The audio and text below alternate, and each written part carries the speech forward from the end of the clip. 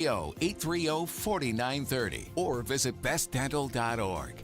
Best Dental Group, sharing your conservative values and helping you to conserve your teeth. If you own or run a business and you listen to AM 560, you might not realize that the conservative programming that you enjoy is supported by advertisers. Our loyal listeners love to do business with the advertisers they hear every day on AM 560. Now, it probably won't surprise you that there are some businesses who avoid advertising with us because they don't like what we do here. And that's okay, because our audience wants to support businesses that support what we do and think like we think. We would love to have you join the list of successful companies who are already reaching new, like-minded customers. Most AM 560 advertisers have been here for years for one simple reason: they get results. Join our efforts to make a difference in the lives of our listeners who are passionate about supporting our great family of AM 560 advertisers. To learn more, just visit 560theanswer.com/advertise. That's 560theanswer.com/advertise. A large retail store just canceled a huge order, leaving MyPillow with a ton of extra MyPillows. But you know what? That's their loss and your gain. For the first time ever, you'll get a standard classic MyPillow for wholesale prices, only $14.88. But it gets even better. For a limited time, they're going to offer their entire classic collection at wholesale prices. Get queen-size MyPillows for just $18.88. Upgrade to king-size for only $1 more. Get the body pillows for $29.88 and multi-use MyPillows for only $9.88. So go to MyPillow.com and use promo code LIBERTY or call 800-489-0201 to take advantage of wholesale pricing for the first time ever and receive free shipping on orders over $75. That's right. Get the standard MyPillow for only $14.88. They have never been offered this low before. They're limited quantities at this price, so the limit is going to be 10, and once they're gone, they're gone. So go to MyPillow.com or call 800-489-0201 and use promo code LIBERTY to get the standard MyPillow for only $14.88, the lowest price ever. Hi, this is Carl Amari. I'm Lisa Wolf. Join us every Saturday night beginning at 8 p.m. for all things entertainment on Hollywood 360. If you love classic radio shows, The Shadow, Jack Benny, The Lone Ranger, Dragnet, Gunsmoke, and many more, we have them for you on Hollywood 360. We'll also present trivia contests with prizes, showbiz news, celebrity interviews, games, and movie reviews. So don't miss Hollywood 360 every Saturday night beginning at 8 p.m. on AM 560, The Answer. From breaking news and weather across the country to insight from the brightest minds in conservative opinion, it's Salem News Channel, home to the biggest shows on TV, like Hugh Hewitt weekdays at 6 a.m. Eastern, followed by Mike Gallagher at 9. Join SNC, where facts are sacred, critical thinking is celebrated, and the pursuit of truth is unwavering. Watch Salem News Channel free, now on Zumo Play. Learn more at snc.tv/Zumo. Portions of the following show may be pre-recorded. Now, from the Signature Bank Studios. This is Chicago's Morning Answer with Dan Proft and Amy Jacobson on AM 560. The Answer.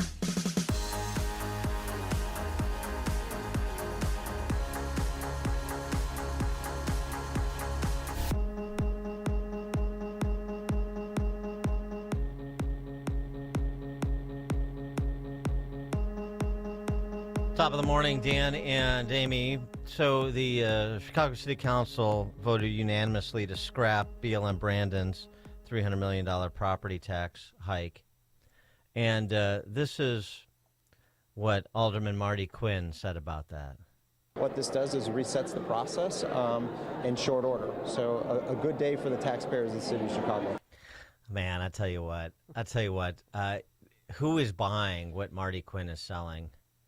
The lack of the latest property tax increase is somehow some banner day for the city of Chicago. The alder humans on the city council have stood up. They're the great defenders of the Chicago taxpayer, we're supposed to believe. Going to be a parade later today, right? Oh, no, there's not. I mean, Marty Quinn, who's spent his career as as Spider to Mike Madigan's Joe Pesci. It's a great day for Chicago taxpayers. I mean, do people ever have enough of this? Does this register anywhere? I know there's no opposition, organized opposition to these people, but I mean, Marty Quinn and all the Pauls like him. Marty Quinn's been there forever. They should be run out of town on a rail. Tony Beale, another one of the men and women of always on the city council who likes to posture himself as some sort of reformer, he proposed that instead of the $300 million property tax increase, what we can do is do one-day furloughs per pay period for city employees. There's a big idea. BLM Brandon responded with this. Is that something you're open to? To cut services? No, we're not committed to cutting services. Which day do you think Chicagoans want police officers not to be on the job? Or streets and sanitation? Like, which day do we pick to make sure that firefighters and EMTs are no longer available on that day? Which day? I'd like to know which day we wake up and there has been a collective reorientation in the direction of common sense that occurs on the lakefront. 40,000 city employees. They're all indispensable. To reduce headcount, for example, just, to take it, if I may, a one step further than Tony Beale wants to reduce 40,000 city employees is unthinkable because every single one of them are essential. To reduce headcount is to reduce services. There are no efficiencies to be had. I mean, has anybody ever interacted with these city departments? Who believes this? 312-642-5600, Turnkey Depot answer line. You could also text us. The text line is up and running. And he's also getting cut off at the pass, BLM Brandon, when it comes to trying to reduce expenditures for public safety, police specifically, because of the consent decree. Even Kwame Raoul, BLM Brandon is quickly becoming a man without a country. Kwame Raoul sent him a directive saying you risk being held in contempt of court because we have this consent decree. By the way, this consent decree that the police voluntarily entered into the last regime, which is nonsensical. That's another aspect of this, but it is in force, and so there are essentially funding equity requirements to that are part of that consent decree, and to reduce funding and potentially policing in certain neighborhoods under all of their disparate impact assessments could leave Brandon Johnson in contempt of court. So you're not going to be able to take it out of the hides of police, not directly at least. So what else you got? Oh, I know. What? Sin taxes. Oh, that's right. Oh, yeah. 1 day furloughs per pay period and increased taxes on alcohol and tobacco. Cigars. Maybe jack up your percentage of the take for video gaming. Maybe get the General Assembly to do that. Oh, by the way, marijuana. They could tax that some more too. Yeah, of course. I mean, all the features of our mob economy, the gambling and the drugs, legalized prostitution. Why don't we get that going in Chicago? We've talked about before. Oh, and to the extent, the General Assembly will do this. And the General Assembly has their own problems, not that anybody is paying particular attention. We talked about with Ted Dabrowski on Tuesday this week. You're looking at their own projections are $3 to $5 billion budget deficits from now until 2030. The great Jelly Belly administration and the Democrat supermajorities and the non-existent Republican Party.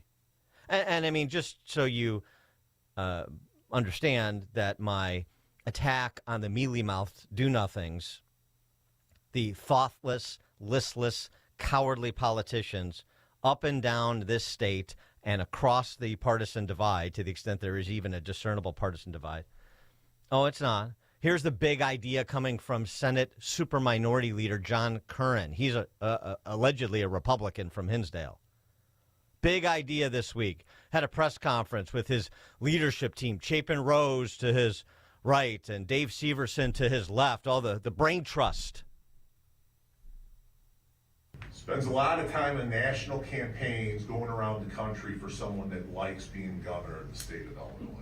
So I don't know if he needs a reminder of where Illinois is, but it's time to park the private jet, save a few bucks on the carbon offsets, let someone else purchase them, stay here, do the job you've been elected to do. That's what you got to focus on. Oh, that's big tough talk from John Kerr. Do the job. He sounds like a dim-witted Chicago alderman. You know, he's a dim-witted Senate super minority leader. You stay home and do the job. What does that mean? Oh, you want Pritzker to focus on Illinois, to continue to advance the same policies that have put us in this place, exacerbated the place that we were in that he inherited? What do the job? That's the rallying cry of the loyal opposition. What does that even mean? Oh, boy. Do you have any ideas? Any specific pushback? Anything to speak directly to the quality of life concerns of your constituents? John Curran, Dave Severson, Chapin Rose, the rest of the brain trust of the Republican Party? I mean, they're indistinguishable from this mindlessness you get from the Chicago City Council and, of course, BLM Brandon Johnson. And, of course, Jelly Belly Pritzker. I mean, I'll just ask this question again because we're in such a moment of optimism about the paradigm shift this country just made in reinstalling President Trump and Republican majorities. And here, nothing. I don't even know why and they nobody had that press seems to conference. give a rat's ass about it. I'll say again what I've been saying for 2 decades, 3 decades. What does it take? Do you not give a rat's ass? I'm not talking about our listeners. Many of them are politically active in addition to informed. But I mean, radiating out, as I'm always reminding, radiating out into your circles of influence. Where is the I'm mad as hell and I'm not going to take it anymore moment among the hoi polloi? What the hell does it take? What will you defend? Not your home, not your family, not your business, except if you're in Kane County. We got some Kane County businesses that are defending themselves from targeting from local officials. It's just astounding to me. And you just watch this day after day, administration after administration, and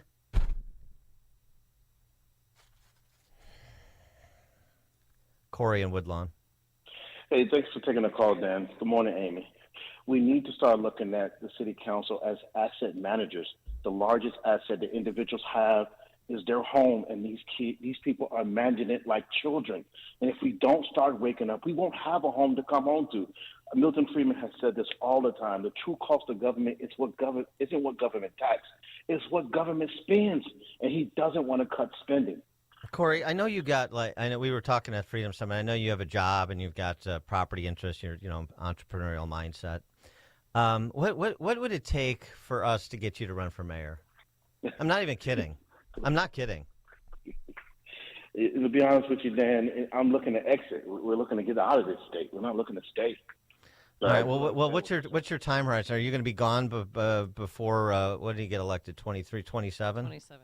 No, the little guy is he's in his freshman year, so by the time he gets into his senior year, we're looking to get out. All right. Well, there you go. The brain drain continues. The real brain drain, not this brain trust I'm lampooning. All right, Corey. Corey, you could be mayor while your son's a senior in high school. He would love that. Yeah. The family can leave, and you can, just turn this thing around, and then you can leave too. You just have a job to do before you leave. All right. Well, think about it. I cut the government in half by 50 cents, 50%. That's a good start. I'd be another Javel in Argentina. Yeah, I know. That's what we need. We need Corey Millet in Chicago. Thanks for the call, Corey. Well, he knows our number in case he changes his mind. Yeah, just think about it. Just put down a wish list. Here's what it would take. I mean, give me the FU scenario, right? It's like my house isn't for sale, but I mean, if you give me FU money, then I'll take it. That kind of thing. Somebody needs to do candidate recruitment. Matt in Mount Greenwood. Good morning, Dan and Amy. First of all, Corey would have my vote in a heartbeat. No kidding. It's a groundswell, Corey. Are you listening? Starts right now. I'd like to know what school his son goes to, but I digress. Anyways. De La Salle, I think, right? My dad's alma mater. Anyways, good for him. My neighbor, who looks like Jelly Belly's brother, if you get my drift, he goes brasses in at the police department, comes back and lays out like a seal on his pool deck. He's a streets and sanitation guy. He does nothing all day long. And then to answer your question regarding... That's a vivid image, by the way, Matt. That is a vivid... Oh, my God. Vivid image. Really oils up and vomits Yeah. out. Yeah. Anyways, the other to answer your question, I believe, why don't people do anything? Because I see it all the time. All these city workers and county workers, their children, they're products of their parents.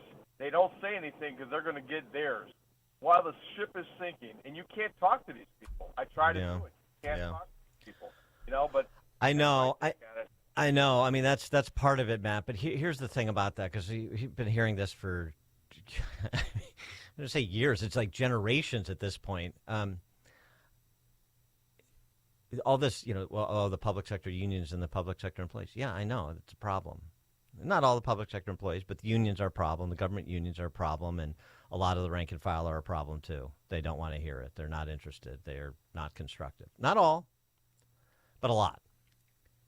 They are still vastly outnumbered. I know we have more units of government than any state in the nation and more elected officials than any state in the nation. And that creates layers and layers of patronage and largesse and waste and silliness. But they are still outnumbered by people who aren't in on the, I don't want to say scams, but I just said it. They're not on the inside. So that's to me it's a part of the discussion, but it's not an explanation for why things just stay in this sclerotic state, stay the way they are. Okay, all right. At 5:38, we'll turn our attention to the latest. Unsurprising, but nevertheless controversial selection Trump made for his cabinet. You know who I'm talking about, 538. And later, who shot Timmy the cat? But now let's head into the newsroom. Here's Mike Scott. 48 degrees at 5:32. There could be a Kennedy in the Trump administration. President-elect Trump announcing Thursday he's nominating Robert F. Kennedy Jr. to lead the Department of Health and Human Services. We want you to come up with things and ideas and what you've been talking about for a long time, and I think you're going to do some unbelievable thing. Nobody's going to be able to do it like you, and boy, does he feel it in his heart. RFK Jr. endorsing Trump not long after suspending his own presidential campaign. Prominent Jewish organizations are criticizing President-elect Trump's pick of now former Florida Congressman Matt Gaetz for Attorney General. The head of the Anti-Defamation League says Gaetz has a long history of trafficking in anti-Semitism. President-elect Donald Trump is expected to announce North Dakota Governor Doug Burgum to be his next Secretary of the Interior. Burgum last night saying there is a direct connection between energy and inflation. There's real issues domestically. We're to wrestle inflation under the ground because energy is a component of everything. It's the clothes you wear, the food you eat. Despite launching his own bid for the 2024 Republican presidential nomination, Burgum dropped out in December of 2023. Suicide rates in the military are still on the rise. AM 560's Mark Mayfield has more on a new report. A new report found there was a slight uptick in military suicides in 2023 compared to 2022, which follows a decade-long trend of suicide rates increasing among service members. Defense Secretary Lloyd Austin said the findings urgently demonstrate the need for the department to redouble its work in the complex fields of suicide prevention. I'm Mark Mayfield. The FBI this morning says it's arrested an ISIS supporter in the Houston area. Anas Saeed was arrested and charged with attempting to provide material support to ISIS. The entire city council rejecting Mayor Brandon Johnson's proposed $300 million property tax hike. This is a healthy process. This is something that my administration can handle. I'm not intimidated by voices from individuals who are city leaders in their own respect. Johnson proposing the tax increase to help fill a nearly $1 billion budget deficit next year. Now, other options are on the table for revenue raising, like raising garbage collecting fees and amusement and liquor taxes. The Chicago Board of Education voting unanimously Thursday night to back a new resolution that would explore keeping the 7 Acero charter schools slated for closure open. That is the hope, that our schools will stay open with this resolution. Acero announcing last month that 7 of its 15 charter schools, serving mostly Latino students, about 2,000, would not reopen next school year. Lawyers for the Highland Park July 4th parade shooting suspect are asking a Lake County judge to ban hours of police interrogation video from the upcoming trial. During court yesterday, Robert Cremo III's new defense team argued that police may have violated his constitutional rights. Chicago sports. The Blackhawks surrender a pair of third-period goals in a 3-1 loss to Seattle. Hawks visit the Canucks tomorrow night. The Bulls will try to get a winning streak kick-started when they visit the Cavaliers tonight. College football tomorrow. The Fighting Illini aim to avoid a third loss in a row when they host Michigan State at Memorial Stadium. By the way, the Illini have just one home win against the Spartans in the last 30 years. Northwestern will go for the massive upset when they take on number 2 Ohio State at Wrigley Field tomorrow. The news, a service of Balance of Nature, fruits and veggies in a capsule. Save 35% off your first preferred order with promo code Chicago. Order online at balanceofnature.com to save 35% as a preferred customer. Hurry, offer ends soon. A check of traffic and weather on the way next on AM 560. Democrats must be upset. He made inroads in every single group, the most loyal groups to the Democrats, blacks and Jews, made tremendous inroads. For Hispanics, it's not even an issue. Yeah, but nothing worked. The whole appeal to abortion, and the women voted Republican anyway. The Dennis Prager Show, weekdays at 11, right before Charlie Kirk at 1 on AM 560. The Answer. Quick delivery service. What do you need delivered today? Hi, I'm trying to work through a last-minute to-do list for my boss. Can you deliver a hard drive to the Loop in Chicago? We can deliver that today. Okay, can you deliver 20 boxes to a client in Rockford? We can deliver that today. Can you deliver 12 pallets of tile to our customer in Naperville? We can deliver that today. Can you deliver a large envelope to Northbrook? We can deliver that today. Oh my gosh, I think my water just broke. Can you? We cannot deliver that.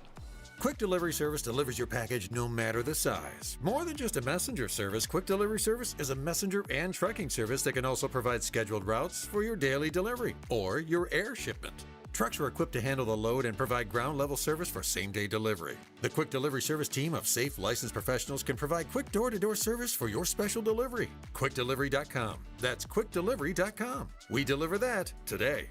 But we don't deliver this.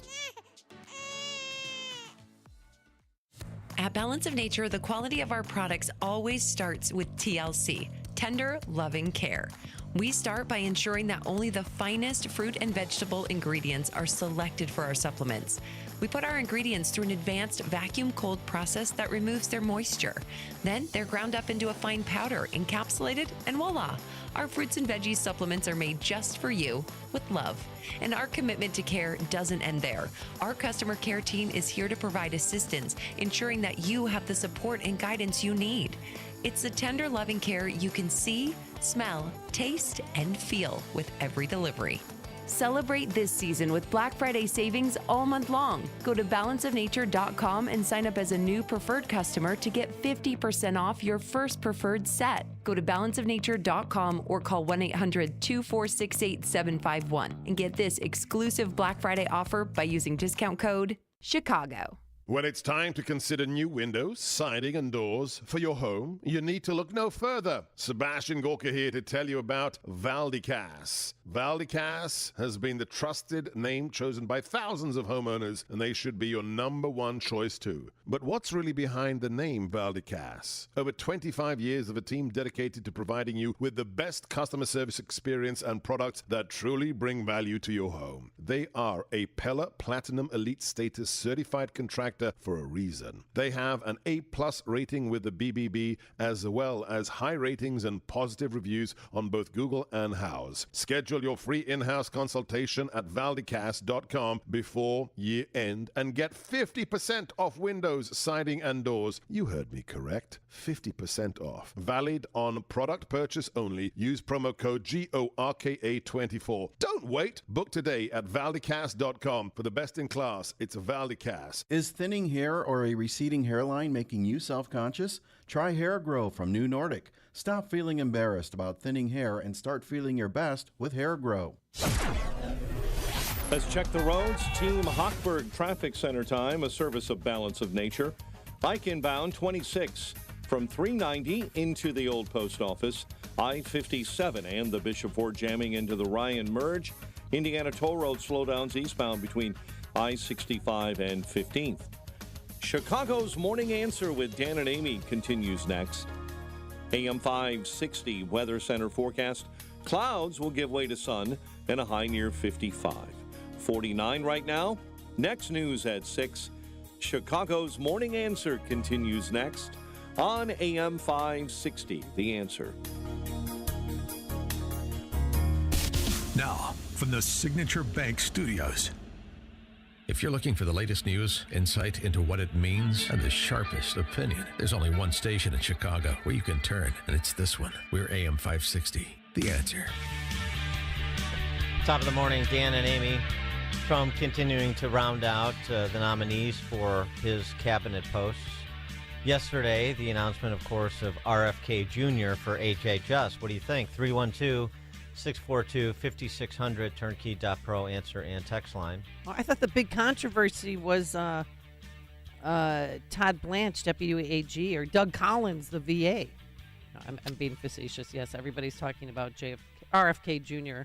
I think it's a great idea to make America healthy again, because people don't want to admit it, but we're fat and all of our food is processed. And if you could help with that at all, I think that's great. Give him a try. And also, you know, he supported Trump, so he was going to give him something. Well, RFK Jr. and Tulsi Gabbard make the Trump cabinet potentially the most bipartisan in recent memory. How about that? I know that's a favorite watchword of the phony goo-goos out there and leftists like Chuck Schumer. So there's your bipartisanship. You happy? Oh, you're not serious about bipartisanship. It's only something that you say. You want to pick the partisans that fall under the umbrella bipartisan. Yeah, no, I got it. RFK Jr., I mean, it's MAHA, it's Make America Healthy Again. But the other aspect of it is dealing with agency capture. And I'm talking specifically about pharma. Pharma being the industry that captures the regulatory agencies like FDA. First on the MAHA piece, and then we'll get to pharma. You remember when he endorsed Trump the end of August in Phoenix, he talked a little bit about this, the two culprits. First and the worst is ultra-processed food. About 70% of American children's diet is ultra-processed. That means industrial manufactured in a factory.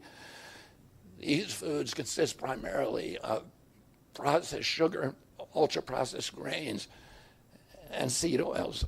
Laboratory scientists who many of them formerly worked for the cigarette industry, which purchased all the big food companies in the 1970s and 80s, deployed thousands of scientists to figure out new chemicals to make the food more addictive.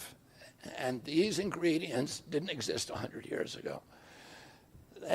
Humans aren't biologically adapted to eat them. Hundreds of these chemicals are now banned in Europe, but ubiquitous in American processed foods. The second culprit is toxic chemicals in our food, our medicine, and our environment. Pesticides, food additives, pharmaceutical drugs, and toxic waste permeate every cell of our bodies. The assault on our children's cells and hormones is unrelenting. To name just one problem.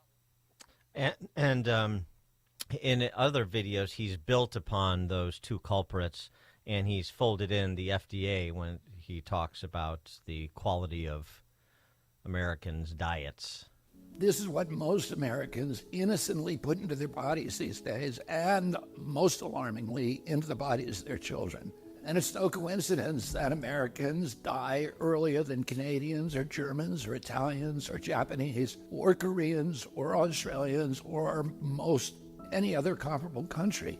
And it wasn't always that way. Until the early 1990s, our life expectancy was the same or better than other developed countries. Then suddenly, more and more Americans began suffering from chronic diseases, from obesity, cancer, diabetes, kidney disease, Alzheimer's, heart disease, and all kinds of autoimmune diseases. Our maternal mortality rate soared to the highest of any developed country on earth. Same with infant mortality. Like the frog in the slowly boiling water, we didn't really notice as we got sicker and sicker. We've grown now to accept chronic disease conditions as normal. But now, in 2024, we're finally waking up to this cataclysm, and we're asking ourselves, how in the world did this happen? Well, a big part of it is our diet. Restaurants that serve contaminated food are fined or shut down. But when it's the government that approves the poisons in our food, a few people get very, very rich, and the toxins end up in every supermarket aisle. The government he's referencing when he says when the government approves the toxins is the FDA. By the way, it was interesting to note that all the big pharma companies were down yesterday. Really? In terms of their stock prices, all of them took a hit, with Eli Lilly down the most on a percentage basis, more than 3%. So maybe a long overdue reckoning. And actually, as we talked about earlier in the week, last weekend, in an interview that RFK Jr. gave while he was at an event in Scottsdale, he talked a little bit about what his plans were for NIH, which sort of tipped off where this was all going. He'll be in charge of the FDA, the CDC, don't forget what they did to our children, and also the NIH. Donald Trump has said that he would put you in charge of the public health agencies. What exactly does that look like? Well, he's been very specific in what he said. He wants me to do three things. One, clean up the corruption of the agencies, particularly the conflicts of interest that have turned those agencies into captive agencies for the pharmaceutical industry and the food industry, the other industries that they're supposed to be regulating. Number two, to return those agencies to the gold standard science, the empirically based, evidence-based medicine that they were famous for when I was a kid. And number three, to make America healthy again, to end the chronic disease epidemic. And President Trump has told me that he wants to see measurable, concrete results within 2 years in terms of a measurable diminishment in chronic disease among America's kids. And he talked about moving 600 employees out of NIH. He talked about eliminating, like, the child nutrition department at CDC, which has, in his view, been ineffectual, as he's, per all the data that he is providing about the state of chronic disease and the state of children's health in this country, despite the fact that we spend more per capita than any country in the world on health care. But what do? We fund bureaucracies. We don't fund health care. And our child obesity rate gets higher every year. But, of course, the point of contention, people are saying, oh, he's going to take away our vaccines. No, he's not. I'm not going to take away anybody's vaccines. I've never been anti-vaccine. People ought to have a choice, and that choice ought to be informed by the best information. He just doesn't want mandates. Jared Polis, the governor of Colorado, who's part of this vaudeville act with Jelly Belly to the Protect Democracy initiative that they launched together because both have presidential aspirations in 2028. This was interesting. He tweeted out, Jared Polis, Colorado governor, "I'm excited by the news that Trump will appoint Kennedy Jr. He helped us defeat vaccine mandates in Colorado in 2019 and will help make America healthy again by shaking up HHS and FDA. I hope he leans into personal choice on vaccines rather than bans, as you just heard. But what I'm most optimistic about is taking on Big Pharma and the corporate oligopoly to improve our health. Before you mock him or disagree, I want to share with you some quotes that, if he follows through on, show why I'm excited. Among them, some of this could be a little bit problematic, but directionally. Level the playing field for Americans internationally on drug costs. Cap drug prices so that companies can't charge Americans substantially more than Europeans pay. That's one. Government price controls do not work. That is, I agree with the end game, but not the way to do it, for an example. Another RFK Jr. In some categories, there are entire departments like the nutrition department at FDA, just mentioned. Nice, I think I said CDC. I meant at FDA. That have to go. They are not doing their job. They're not protecting kids. Yeah, Paulus agrees with that. I agree with that. We've got to get off pesticide-intensive agriculture. Polis goes on to say he'll face strong special interest opposition on these, but I look forward to partnering with him to truly make America healthy again. Interesting. I mean, again, you got to watch RFK Jr. in terms of trying to do things by government that are better left to markets.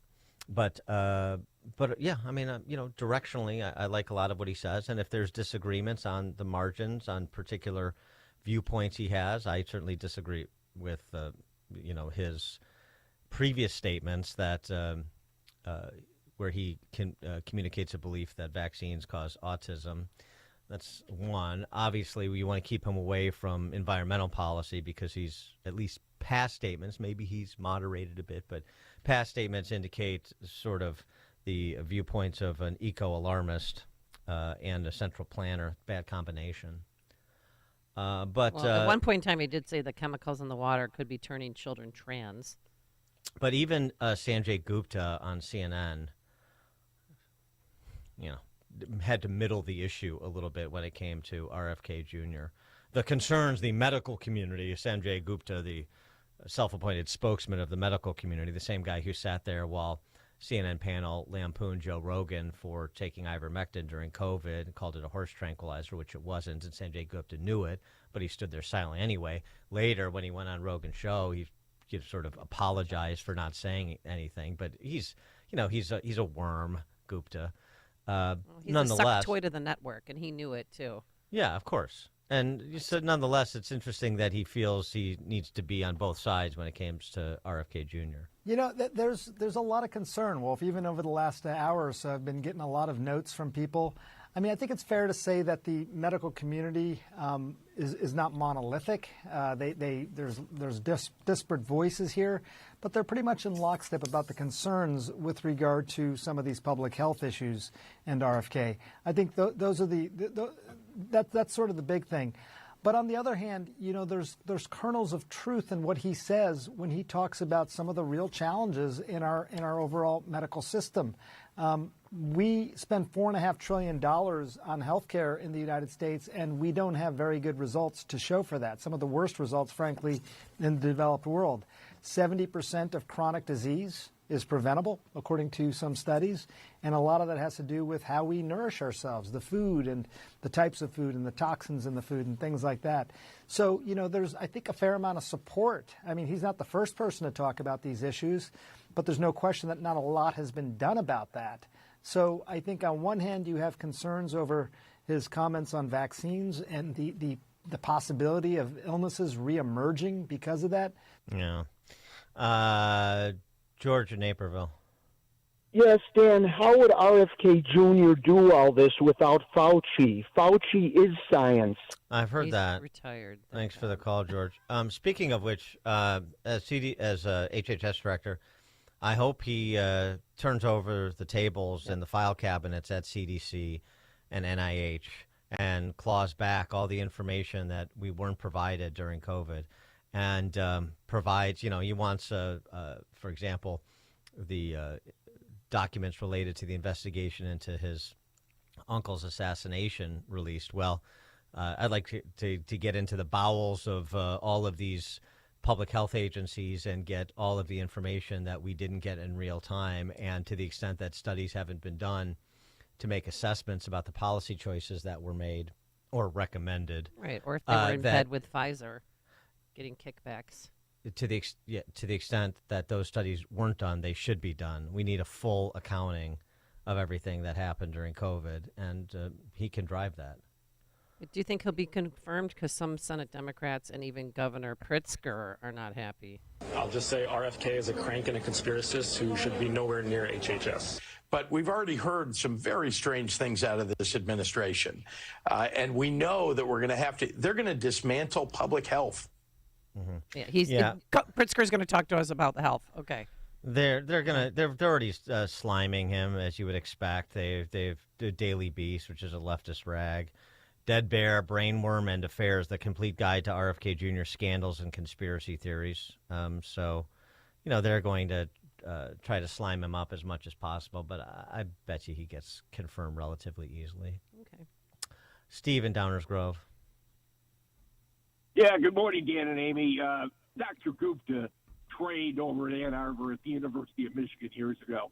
I know a number of people from Ann Arbor, medical types, that worked with him. They thought he was a creep back then, and it sounds like he still is. They didn't like him at all in his residency, and then he left because they never offered him a job in Ann Arbor, Michigan. In addition, any medical doctor who leaves the field and doesn't practice medicine afterward, if they're capable, there's always a lot of suspicion. Why would he leave the field of neurosurgery to go to CNN? To be a star, baby. That's not a career update. Okay, thanks, Dan. Have a nice day. Thanks, Steve. Yeah. He has his own show. At least he did. Yeah. No, because I don't watch. And he's him got anymore. his own medical minute on radio, and he does he's all this nonsense. Yeah. Joe East Dundee. Yeah, Dan. Cargill and Pioneer and all the big, grain corporations, they only want yields. They don't care about our health, And there's got to be something better to put on our seeds other than Roundup. You can't. It gets into the food supply, not just our Doritos, but our pork and beef. And Monsanto was sued over this. But I think Bobby Kennedy might be the guy. Thanks for the call, Joe. Roger DeKalb. Yeah.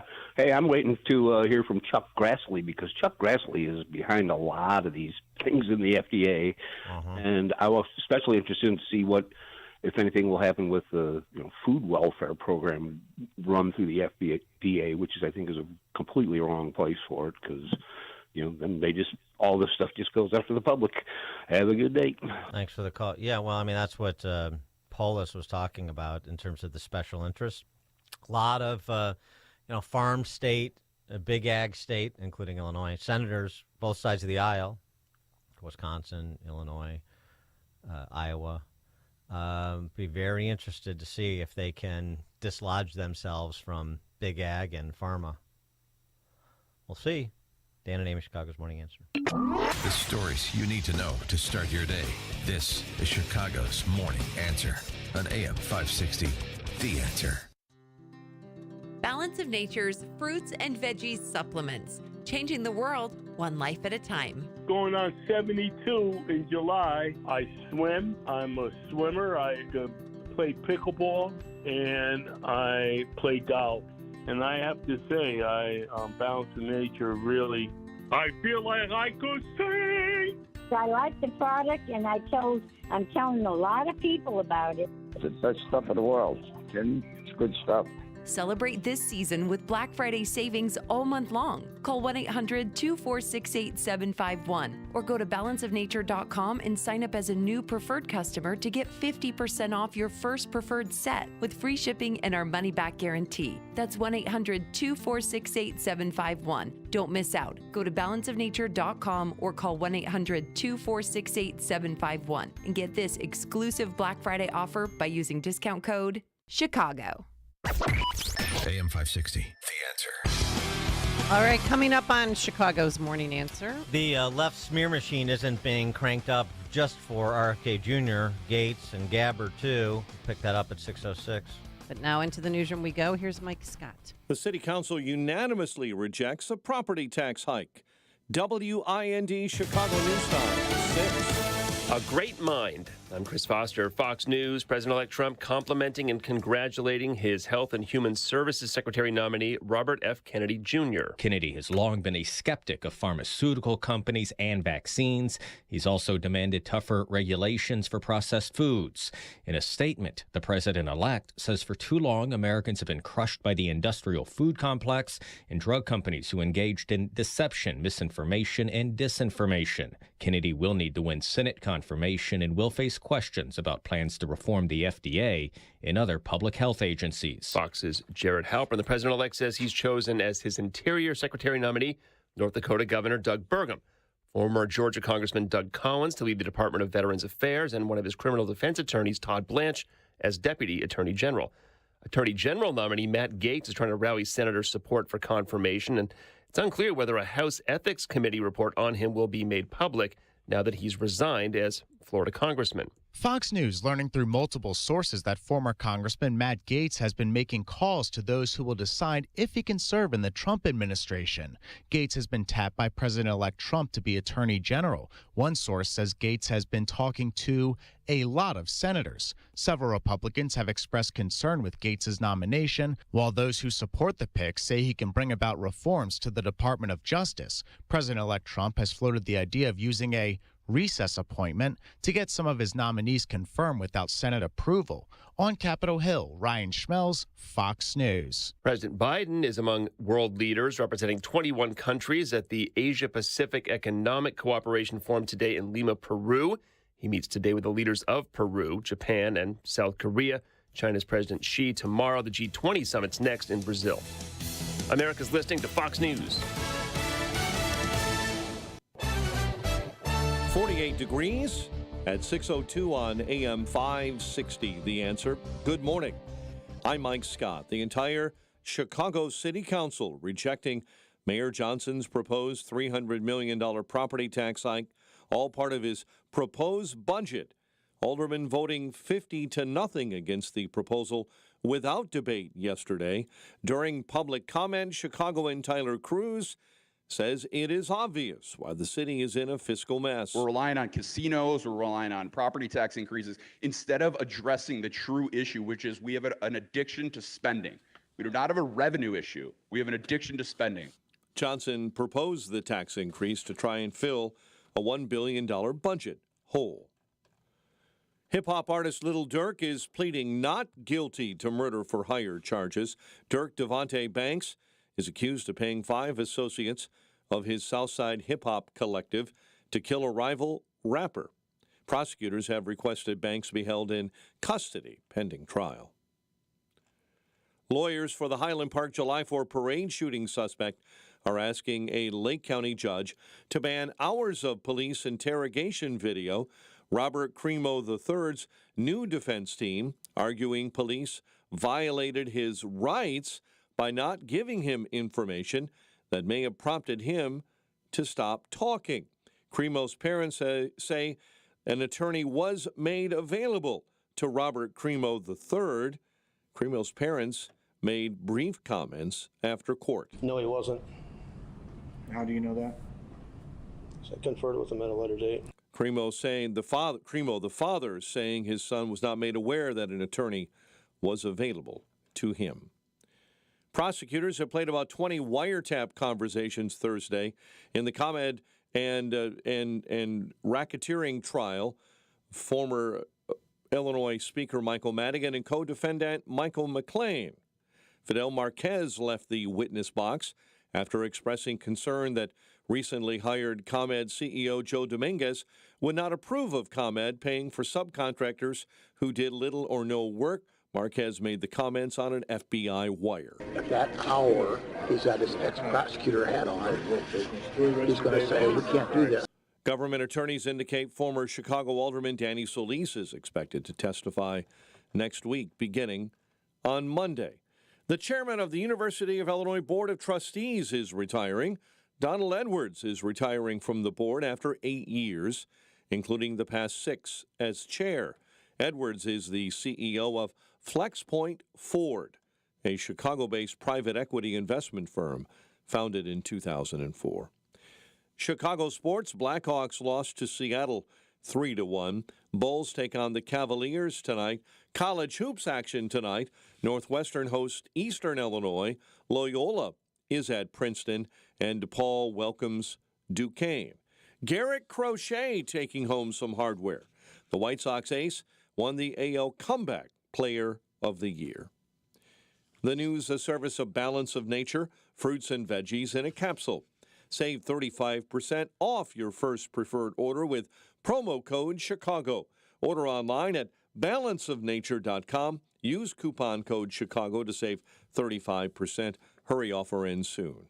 A check of traffic and weather on the way next on AM 560. Would you like to have your mortgage or rent paid for all of 2025? That sounds like a Christmas miracle, doesn't it? Well, that's exactly what AM 560 The Answer wants to do for you. Go to 560theanswer.com/miracle to enter our Christmas Mortgage Miracle Contest presented by Team Hochberg. Enter once per day, every day between now and December 20th, and you could have your rent or mortgage paid for all of next year. Go to 560theanswer.com/miracle. This is Hugh Hewitt for townhall.com. There are so many takes on the 2024 election and so little time. Over at Fox News, I've listed my top 10. Right now, I'll note just one, our national security.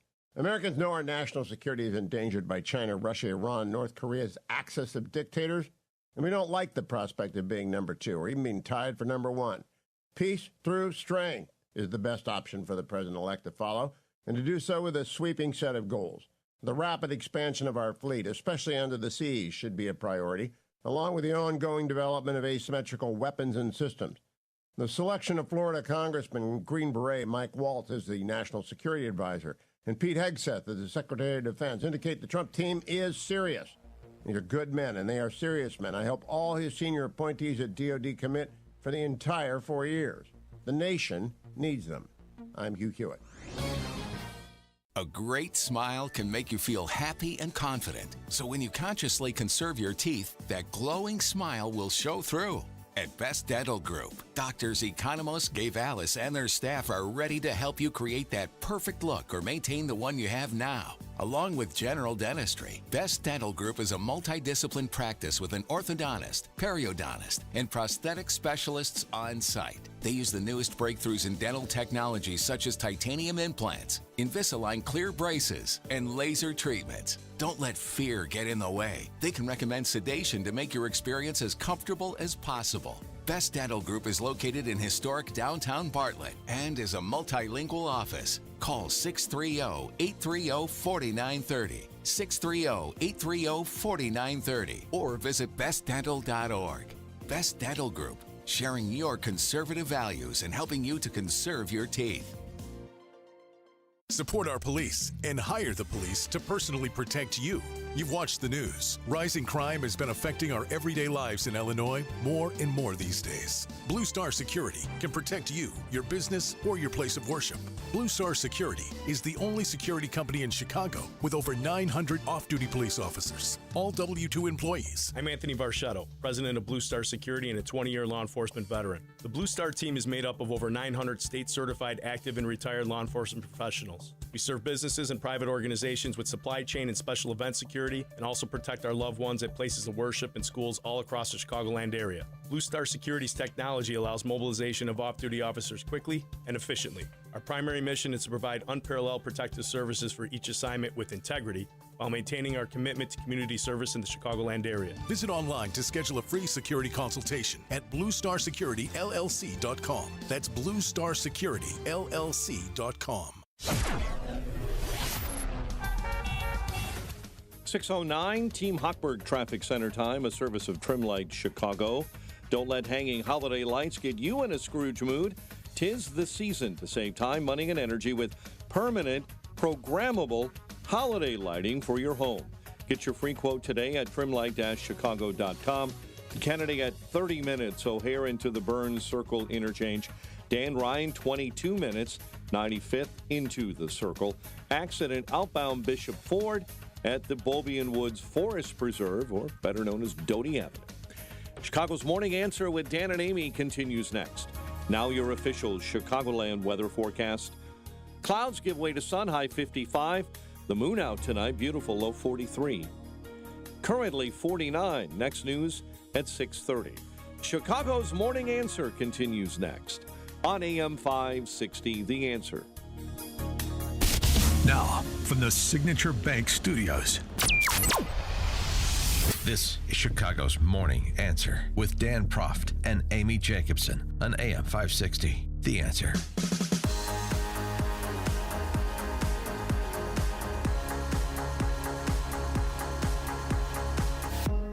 Top of the morning, Dan and Amy talking about RFK Jr. at the end of last hour, and aspect of our conversation was about the left slime machine getting cranked up to do whatever damage they can do to RFK Jr. between now and his confirmation hearing.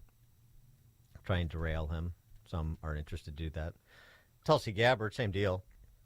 Tulsi Gabbard's ties to cult could cost her Intel job.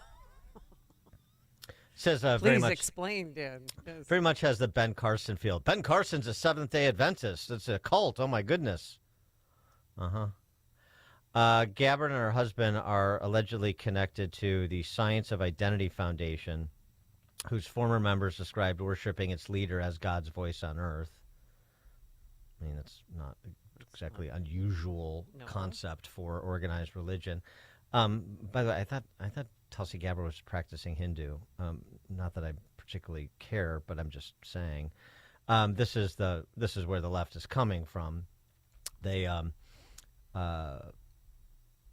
and they've got an aunt of Gabbard's who is a detractor. You know, they always find the family member that does not share your politics, and they use that family member to slime you. Right.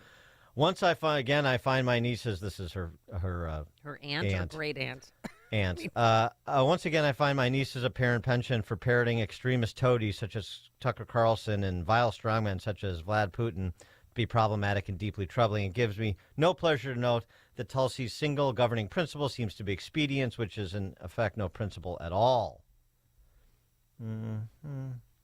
And that's right, because Gabbard is not a neocon, then she is, Vlad Putin's stooge, like we all are. If you don't sign on to, the Tony Blinken approach to Eastern Europe, then you're Putin's stooge. We've been experiencing this for the better part of 8 years, haven't we? And Tony Blinken, and by extension, the big guy and the regime at present, they're looking to push every dollar they can find out the door to fund or to provide additional aid to Ukraine between now and Jan 20. As we're working to make sure that Ukraine has what it needs to effectively defend itself, the United States continues to step up. We've obligated just recently and pushed out the door another $8 billion in security assistance for Ukraine. That was in September. Another almost $500 million just a few weeks ago. And President Biden is committed to making sure that every dollar we have at our disposal will be pushed out the door between now and January 20th. Okay. All right. And if you don't support that, then you're in league with Vlad Putin. Okay. 312-642-5600, turnkey.pro answer line. You could also text us on that very same line. So the leftist slime machine, what they're doing, at least in the early days, to Gabbard and RFK Jr., no surprise. But I have a feeling that is going to pale in comparison to the treatment that Matt Gaetz is going to get, and it's already starting. And so before we get to Gaetz, it was important to hear from the newly minted Senate Majority Leader yesterday. Brett Baer had John Thune on. Yeah. And they talked about cabinet appointments and what Thune's approach will be. And finally, just back to those appointments. Do you think Matt Gaetz can get through? Well, I don't know the answer to that just yet. I mean, obviously, as you point out, there certainly are some skeptics, but he deserves a process. RFK Jr., do you think he can get through? Same answer? They deserve a process, yeah. I mean, there are nominees that the president has put forward, and, you know, the Senate has the role of advise and consent under the Constitution. So they deserve a hearing, and we'll proceed accordingly if these become official noms. And if you were to bet, would you have to do recess appointments? You're saying yes or no? Would you say? Well, I hate to say yes or no because I think that's still an open question. My view is we want to do this the regular way and give the Democrats a chance to work with us on getting people in place. And the first ones that are going to come up are the national security, and I hope the Democrats will work with us on defense and CIA and NSA and some of those and state. But if they become obstacles and obstructionists to moving these along, I mean, we're gonna grind them out on the floor of the United States Senate. I just said we're not taking any options off the table. Okay, I mean that's clear, not clear. I mean the recess appointments is. Yeah, can you walk us through that? I mean, because don't you need the Republicans to vote on the recess appointments? So. No, they're temporary appointments when the Senate is not in session. That's the whole point of recess. The Senate is not in session. We need to move things along. And so the president gets an appointment, those acting appointments, those recess appointments, you know, like Tom Homan was acting ICE director under Trump 1. They can last up to 2 years. But they are of dubious constitutionality because, I mean, if you look at the history, this was when, first of all, the Senate wasn't in session more than half the year. That's a sort of a modern development, the professional political ruling class. Number two, I mean, the founders in that providing this recess appointment exception was when, you know, people are traveling to the Capitol by horseback. So you back in my day, yeah. Yes, exactly. When you were a freshman at Hersey. So you know and Scalia didn't like it. I mean, it's an end run around the advise and consent power of the Senate, which is constitutionally enshrined. That said, I mean the precedents have been set, and I can understand.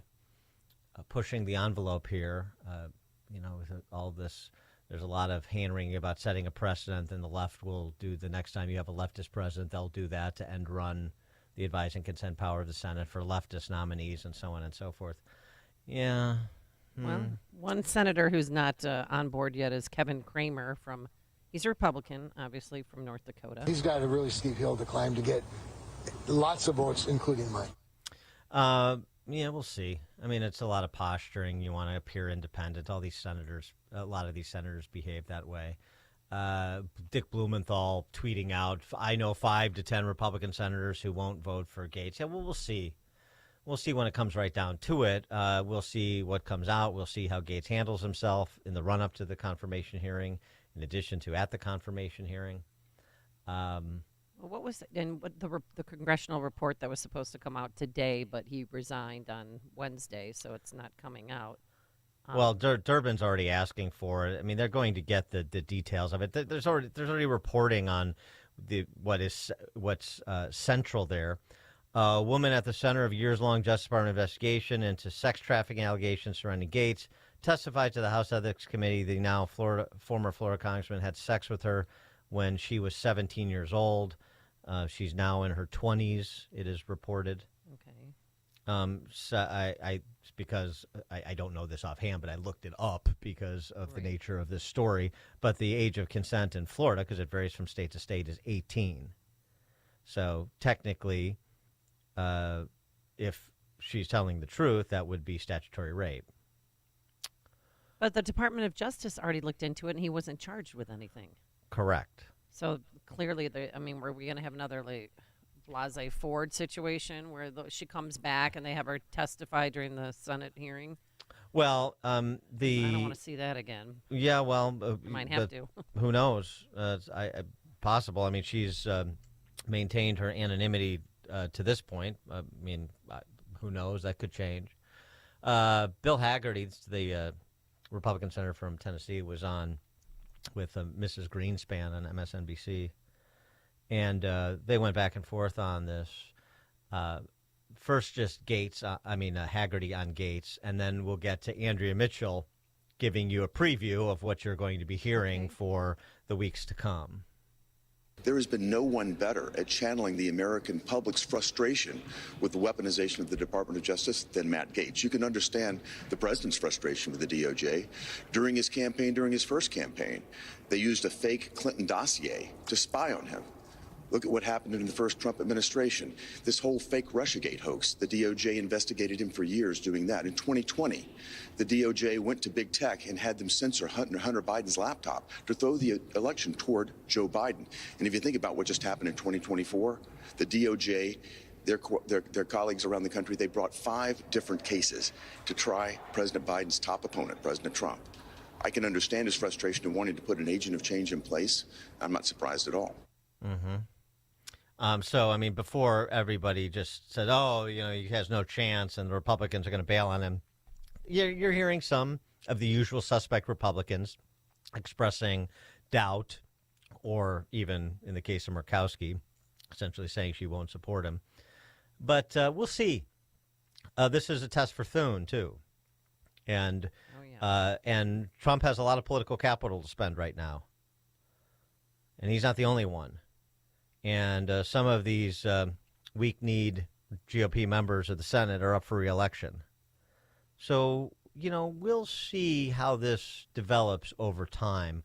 I wouldn't be holding any straw votes right now because there's going to be some movement before all is said and done, I suspect. And again, you want to, I'm not really terribly concerned about Susan Collins' re-election, but just to use her as an example, she's up in 26.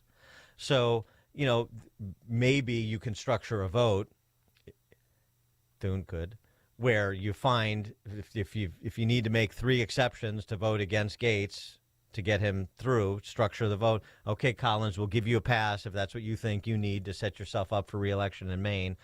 Fine, you can vote against him, but we got to have 50 so that Vance can cast the tiebreaker. Maybe.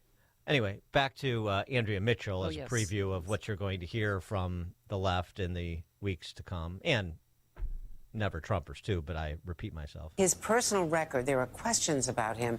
He was on the House floor sharing photos of women, bragging about his sexual exploits, about the medication that he used, the drugs that he used. The ethics investigation has not been released yet. It's been cut off. It was supposed to be voted on tomorrow, but his resignation has aborted that. But what about all of the questions and the allegations against him? His co-conspirator and his friend is serving an 11-year jail term for the sex trafficking. There was plenty to investigate there.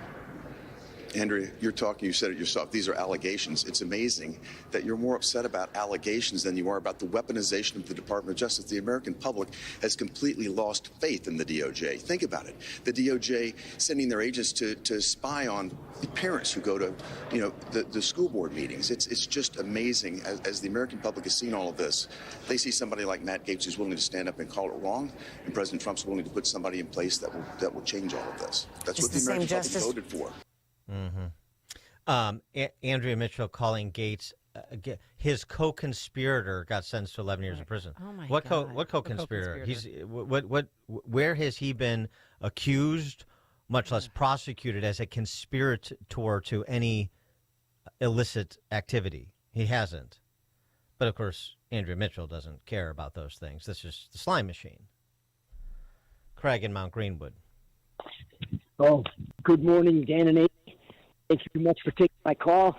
And I'll tell you what, this whole thing with Matt Gaetz, it's like what I felt about Trump being like truth serum, dragging out these hidden, like secret agent rhinos and all that stuff like that. But all the different people that are either part of the cabal or have no problem with the cabal, yeah, they're against Matt Gaetz, all right. And that's why you got to keep pushing as hard as possible to get him through there. And that guy, the cat that's supposed to be there, what he should have said was, hey, we're going to get him through. We're going to get them all through because these are Trump's picks. The American people have spoken.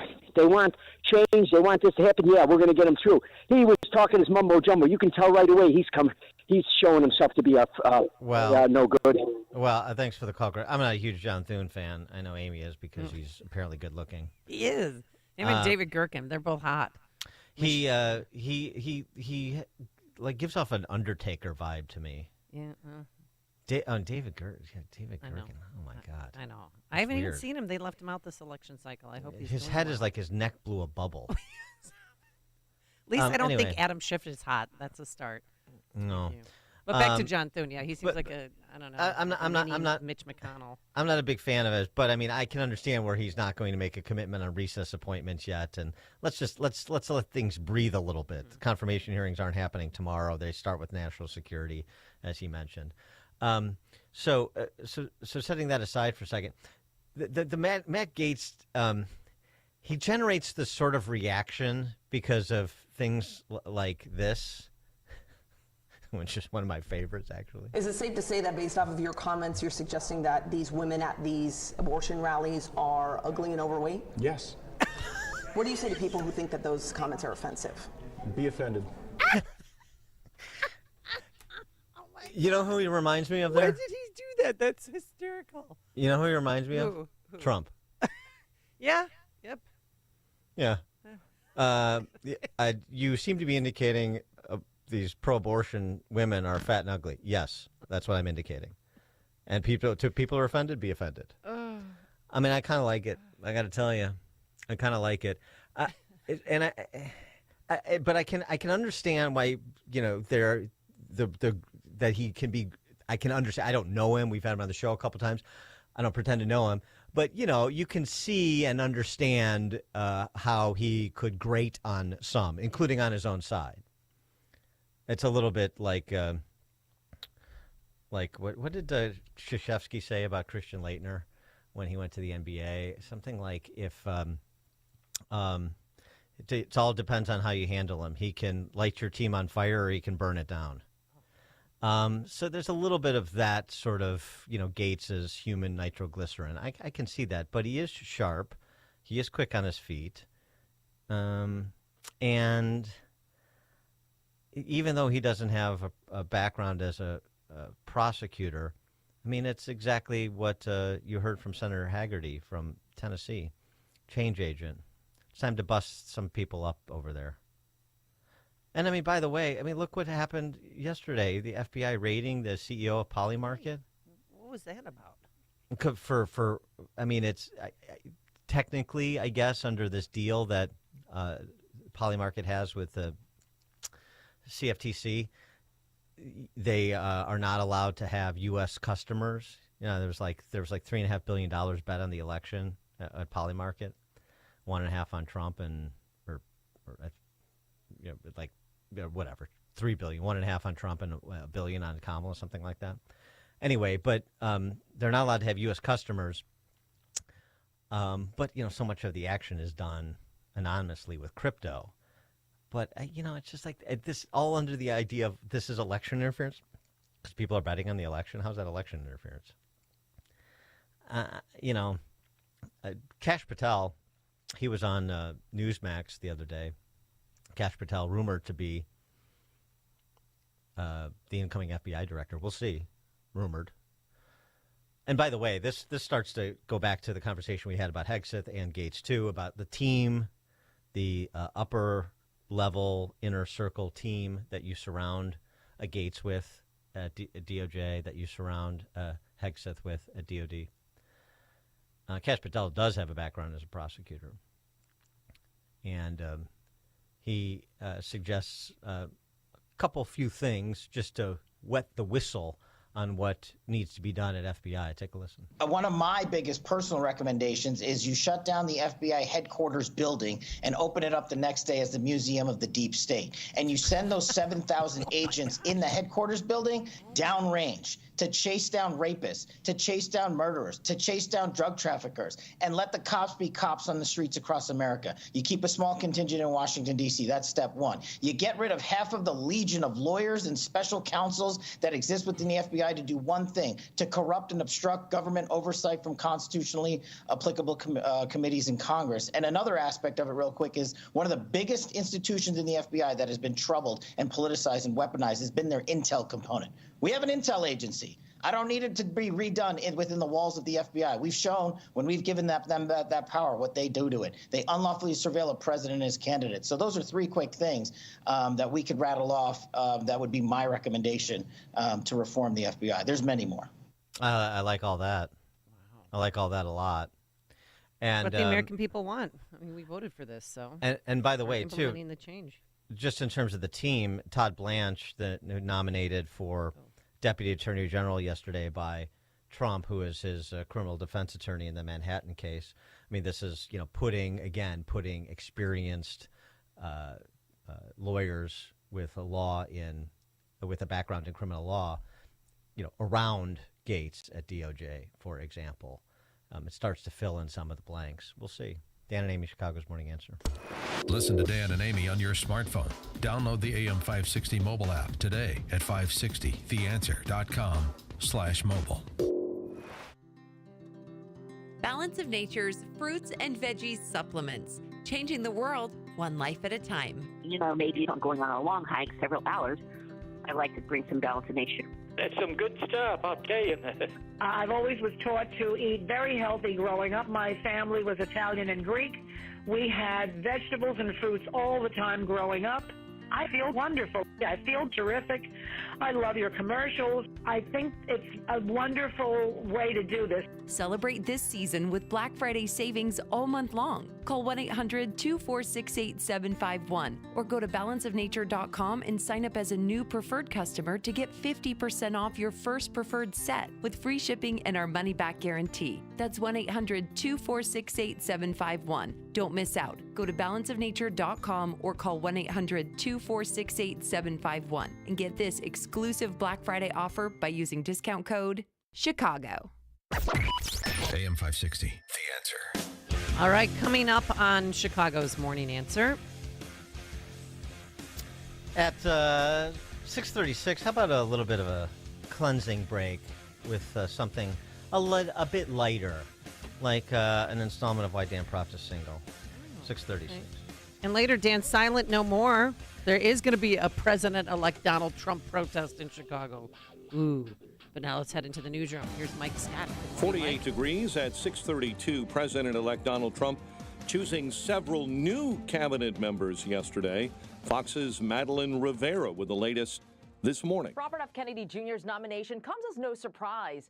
There were reports during the campaign that Kennedy could play a role in Trump's administration if he endorsed the former president, who is, of course, now the president-elect. President-elect Trump also picked former Georgia Congressman Doug Collins as Secretary of Veterans Affairs, his defense lawyer Todd Blanche as Deputy Attorney General, and North Dakota Governor Doug Burgum as Interior Secretary. Might be something like Burgum. He's from North Dakota. He's going to be announced tomorrow for a very big position. He's going to head the Department of Interior, and he's going to be fantastic. Trump has called for recess appointments to bypass Senate approval for his nominees. Lawmakers on both sides of the aisle are pushing back on a few of the nominees. Police in L.A. this morning investigating the death of a newborn baby in the city's Skid Row. Police say the baby was either dropped or thrown from a fourth-floor bathroom window. With about 2 weeks left in hurricane season, November's third named storm could hit the U.S. next week. Residents on Florida's Gulf Coast are being warned to watch out for tropical storm. Sarah. The entire Chicago City Council rejecting Mayor Brandon Johnson's proposed $300 million property tax hike in a 50-0 vote. Everyone will have an opportunity to engage. Look, you all understand how parliamentary works, right? So this is not me being slick. This is just what the rules are. You know, we're having conversations in segments. Johnson proposed the tax increase to help fill a nearly $1 billion budget deficit. Last night, the Chicago Board of Education voted unanimously to support a new resolution that would explore keeping the 7 Acero charter schools slated for closure open, giving this family some hope. That is the hope, that our schools will stay open with this resolution. Acero announced last month that 7 of its 15 charter schools, serving mostly Latino students, would not reopen next year. Prosecutors have introduced a series of new witnesses, documents, and recordings at the corruption trial of former Illinois House Speaker Mike Madigan and his co-defendant Michael McLean. The trial will resume on Monday. And whooping cough cases have spiked in McHenry County. The Department of Health there saying school-age kids account for significant increases in reports of the highly contagious bacterial respiratory disease. Well, the oldest rivalry in the NFL renewed for its 104th time.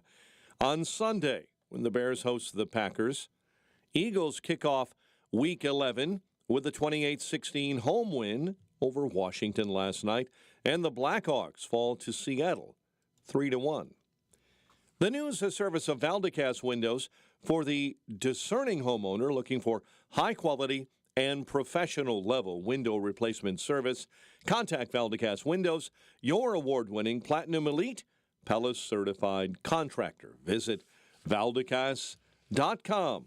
A check of traffic and weather on the way next on AM 560. Charlie Kirk sees a battle coming. From the intel community, from the National Security Advisor, the National Security Agency, they're going to spy on Trump. They're going to listen to every single phone call Trump has. They're going to bug Trump's office. And so from day one, we need to rip that thing down to first principles and anticipate that this is going to be a 15-round battle against the intel agency. The Charlie Kirk Show. Afternoons at 1, right before Sebastian Gorka at 3 on AM 560. The Answer. Signature Bank is Chicago's fastest growing independently owned business bank. It's a bank where relationships still matter. Signature Bank knows your name and your story. I'm Dan Proft, and I know this because Signature Bank is my business bank. Hi, I'm Paul Jenkins, owner of Bancroft Architects and Engineers, a service-disabled veteran-owned small business providing design solutions for clients, including the VA. When looking for a trusted banking partner, Bancroft was lucky to find that partner in Signature Bank in 2015. With Signature, personal service goes beyond a login and a PIN number. My staff and I have the comfort of knowing that we're dealing with real people who know our business and care about us as individuals. Signature helped finance our new state-of-the-art facility, and Bancroft looks forward to further expanding business opportunities for disabled veterans and historically disadvantaged communities. Signature Bank is looking for their next success story. To learn more about turning your business vision into reality, visit signaturebank.bank. Signature Bank, helping local businesses succeed. Member FDIC, Equal Housing Lender. Hey there, Styles Jenkins. I'm the creator of The Chosen, and I am so excited to share that the movie I've been trying to make for over 15 years, The Best Christmas Pageant Ever, is finally here. Nothing is more important than our annual Christmas pageant. The pageant is sacred. But this year...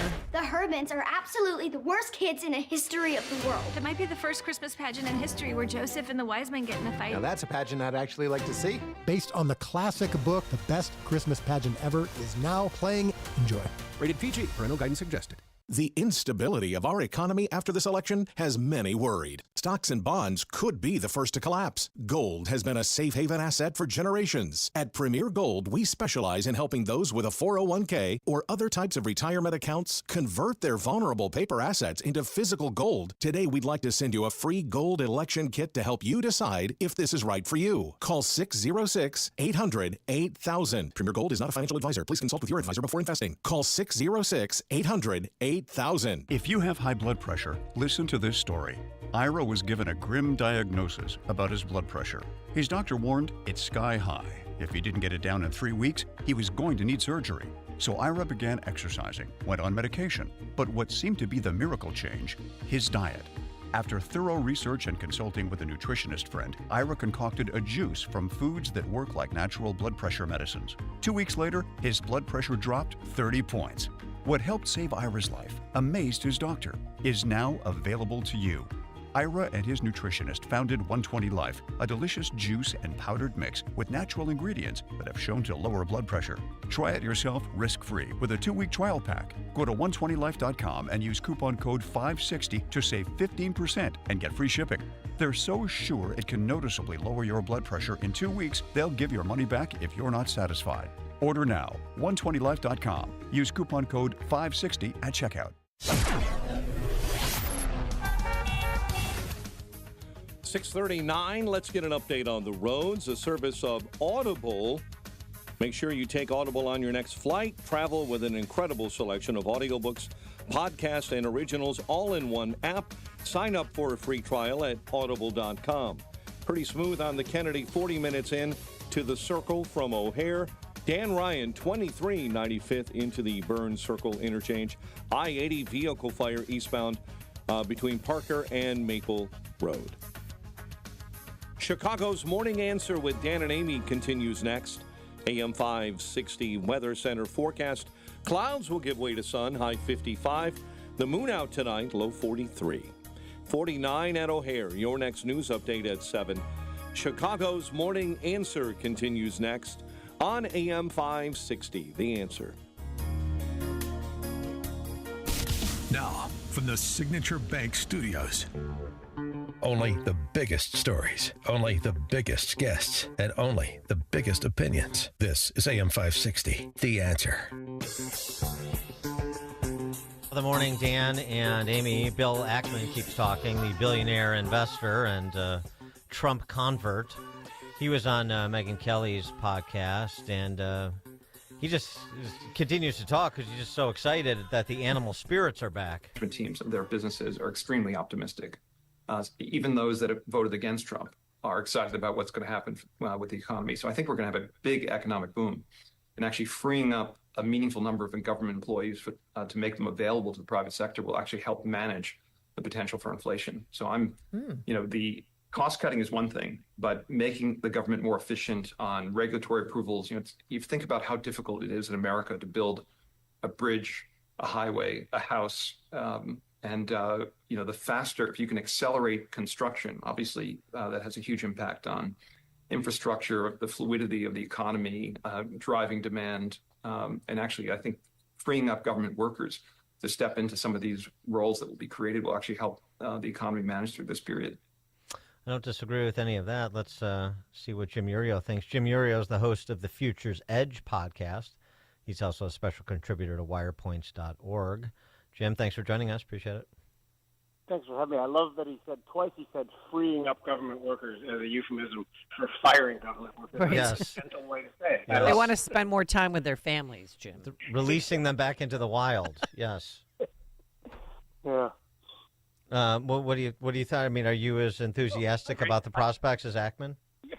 Of course, I'm very enthusiastic about the prospects, but I think there's something that people are missing, is that when you are looking at Donald Trump and his economists even more, what their plan is to tackle inflation from a supply side angle, meaning reduce regulation so companies can produce more freely and increase the supply side. Now, the problem with it is that his policies in the short to even slightly medium term will kind of release demand into the face of still not the proper supply. So just to put in perspective, like when Donald Trump was apparent he was going to win on that Tuesday night, the oil market started to trade lower. The knee-jerk was, okay, we'll have a president like Donald Trump who comes in, and that's a drill baby drill president and should increase the supply of oil. But then it all of a sudden seemed like watching that trade, the market realized at the same moment is that, wait, these supply-side initiatives, particularly in the oil market, and you can extend that out to any other market too, they take 18 to 24 months to come to fruition once you start, allowing new wells, new R&D. But the demand part of a Donald Trump presidency could kick in a lot sooner if he immediately cuts corporate taxes. Look just at the small business optimism chart. That chart tracks so politically, and I'm doing quotation marks in the air, every time it seems like we're going to get a Republican who is more of a pro-business administration, small business optimism shoots higher. And this will be no exception. So optimism on the short end could increase demand and could exacerbate inflation a little bit. So there might be pain in the next 6 months. Does any of that make sense? It does, although I mean some of the supply side can be done more quickly than oil R&D, of course. I mean, and not to mention opening, just for example, opening markets like the idea that we heard last week from the EU president. Maybe we should start buying some more liquefied natural gas from the United States and less from Russia, for example.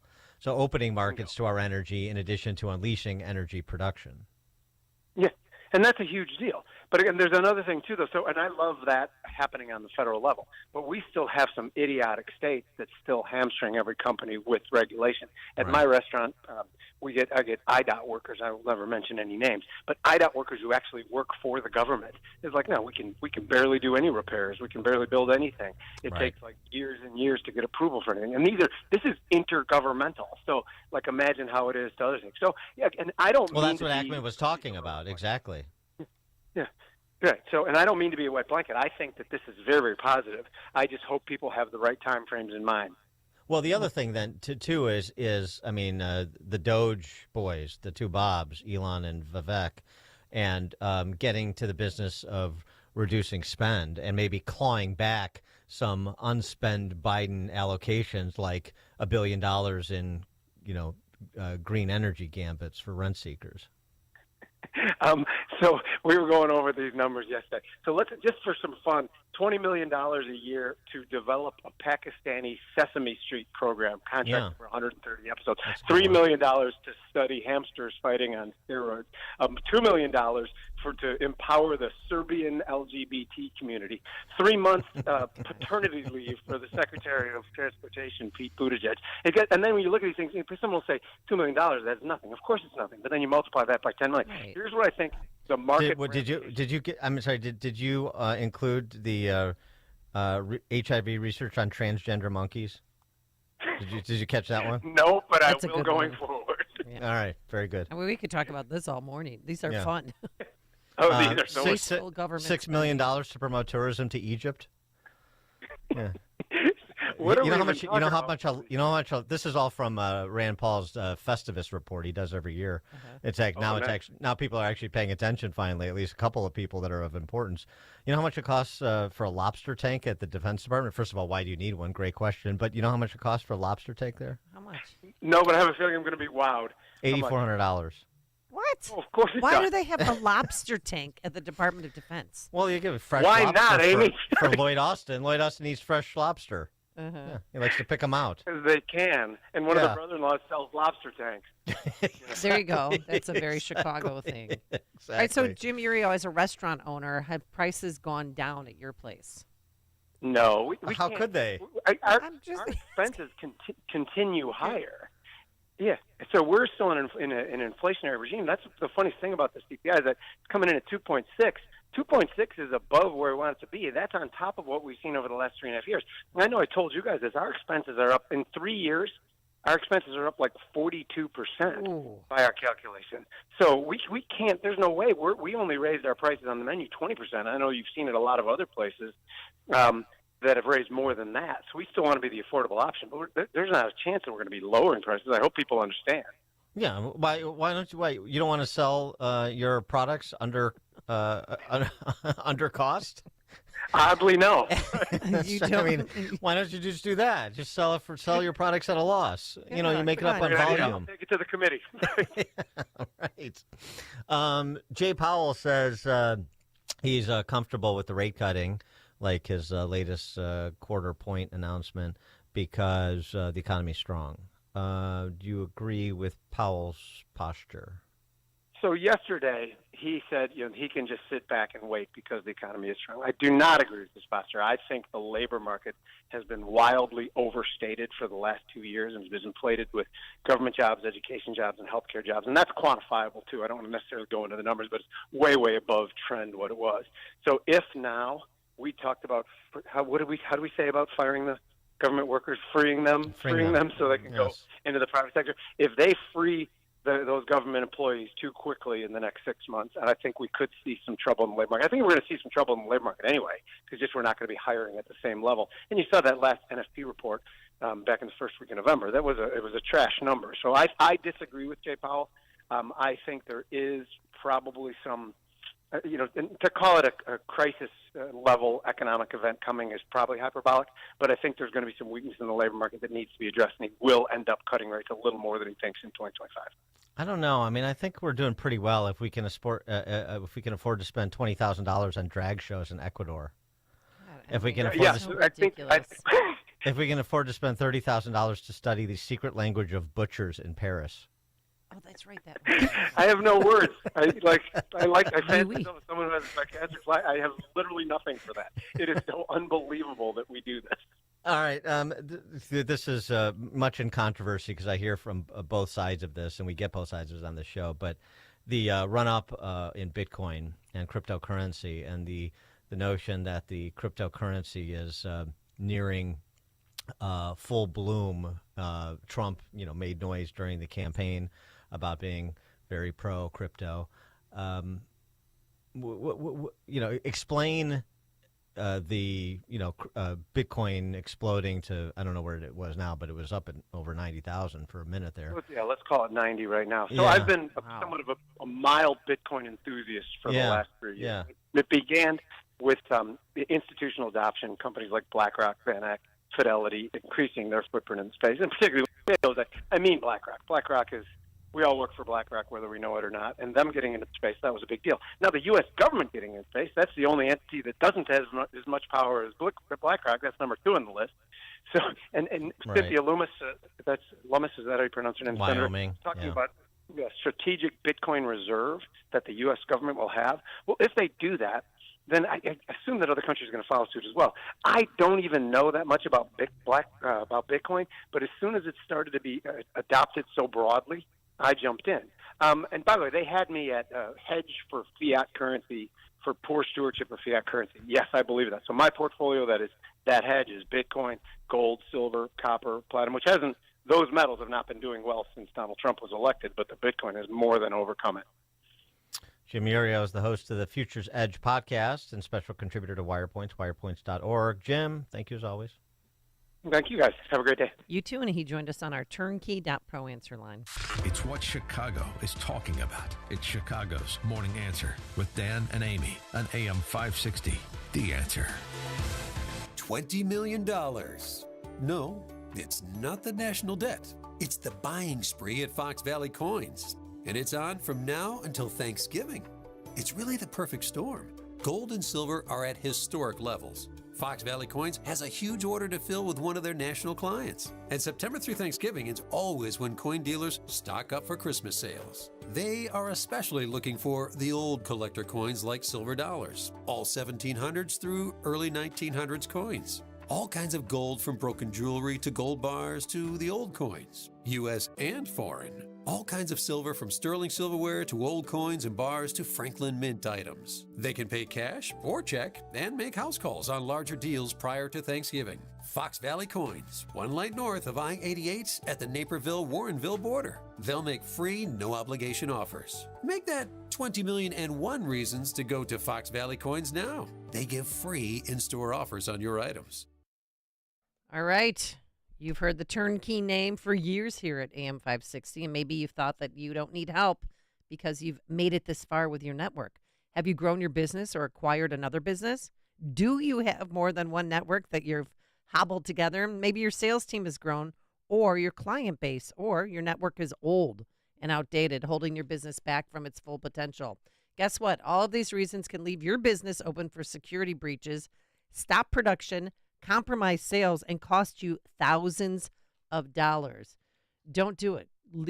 Hook up with our good friends at turnkey.pro, and for the price of a monthly car payment, they'll protect your network with the most secure, up-to-date cyber protection, unlimited backup, 24/7 help desk support, and real-time threat hunting, all by world-class technicians who really care about helping people.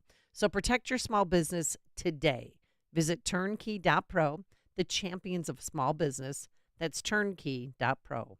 I'm attorney Stephen Leahy. My father was a union iron worker, just like his father, but while he inherited his father's skill, he did not inherit his tolerance for taking orders from union bosses. He needed a change, something that was his, something where he could call the shots. So he started a janitorial company. His company cleaned grocery stores and airplane hangars, dentist office and construction sites, hardware stores and restaurants. As his business expanded, so did the complexity of managing it, especially the taxes. Preparing tax returns requires records, and Dad just never got accustomed to keeping good records. That was a mistake. It cost him his business. Initially, I followed my father and grandfather and became a union iron worker, third generation. I'm very proud of that legacy. Now I'm a tax attorney. I help business owners protect what they've built. Fighting back against the IRS is personal to me. If you own a business and have tax troubles, fight back. Go to fightbacknow.com. That's fightbacknow.com, or call 312-664-6649. Become a freedom fighter today. I can't wait to do it. Take Balance of Nature. Why? Didn't get enough fruits and veggies yesterday. Justin, have you been taking your Balance of Nature, young man? As always. And you're what? You're in your 20s, right? Yes. Oh my gosh. You're so young. He's a little baby. So this is just proof that young and old, everybody likes their Balance of Nature. Why? Because it's good for you. It's fruits and veggie supplement, 6 capsules, provides your body, heart, and mind with several servings of 31 different whole fruits and vegetables. You can crack open those capsules and smell it for yourself. You can mix it in juice drinks or just take the capsules whole, but do it.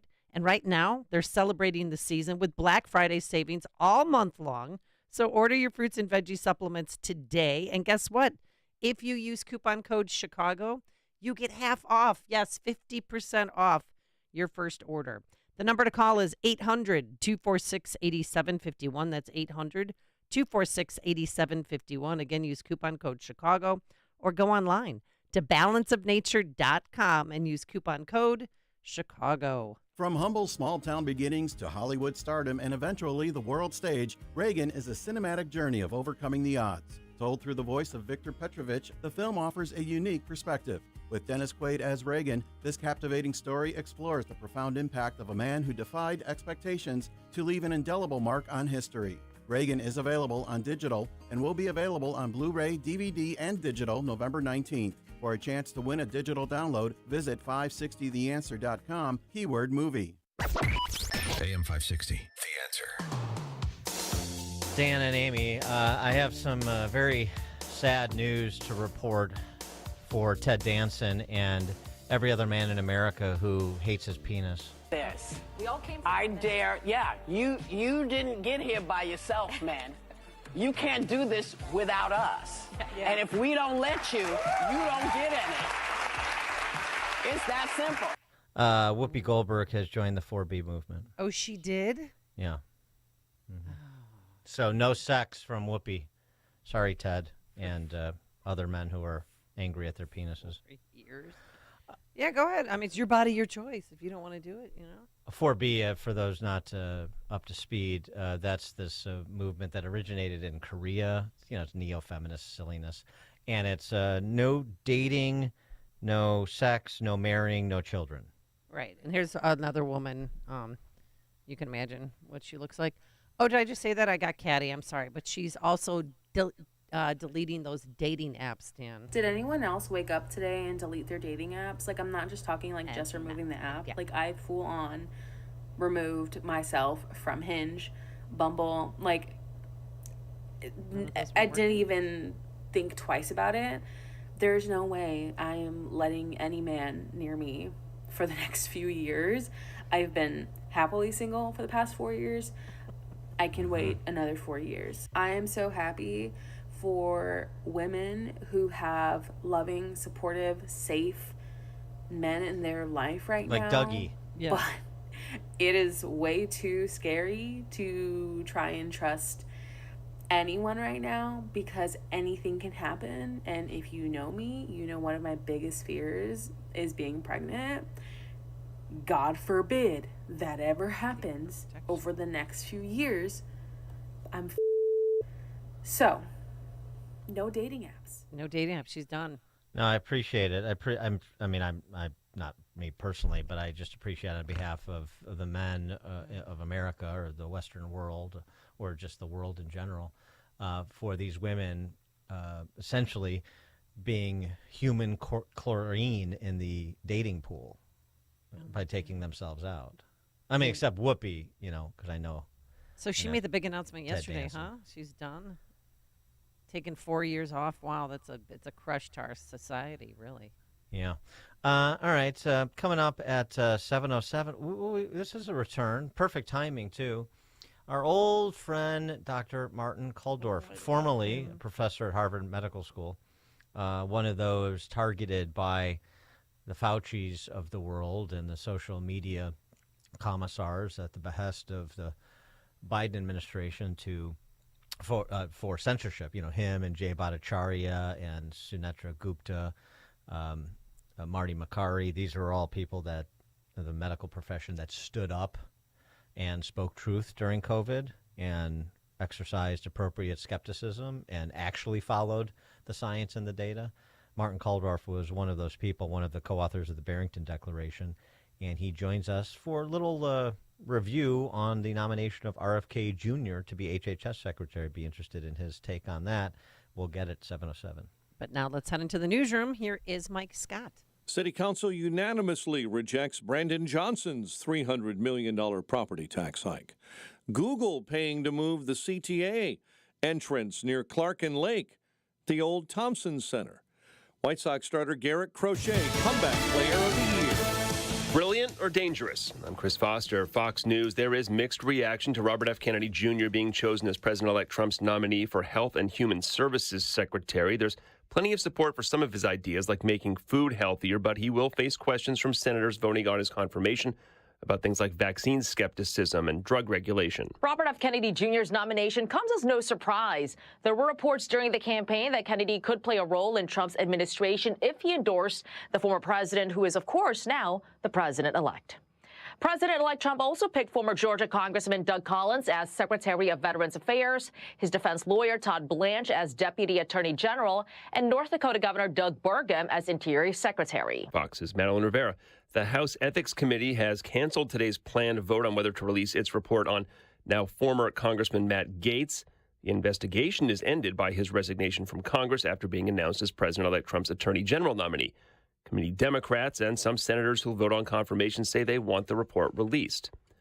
The trial starts this morning in Athens, Georgia, for the man accused of Laken Riley's murder. Jose Ibarra, a Venezuelan national, has pled not guilty to multiple charges, opting for a bench trial set to begin today in the high-profile murder of Laken Riley, the University of Georgia nursing student who was killed in February. Riley's murder was highlighted during now President-elect Donald Trump's 2024 campaign. He was an illegal migrant, and he shouldn't have been in our country, and he never would have been under the Trump policy. Ibarra reportedly crossed into the U.S. and Texas in 2022 and now faces life in prison if convicted.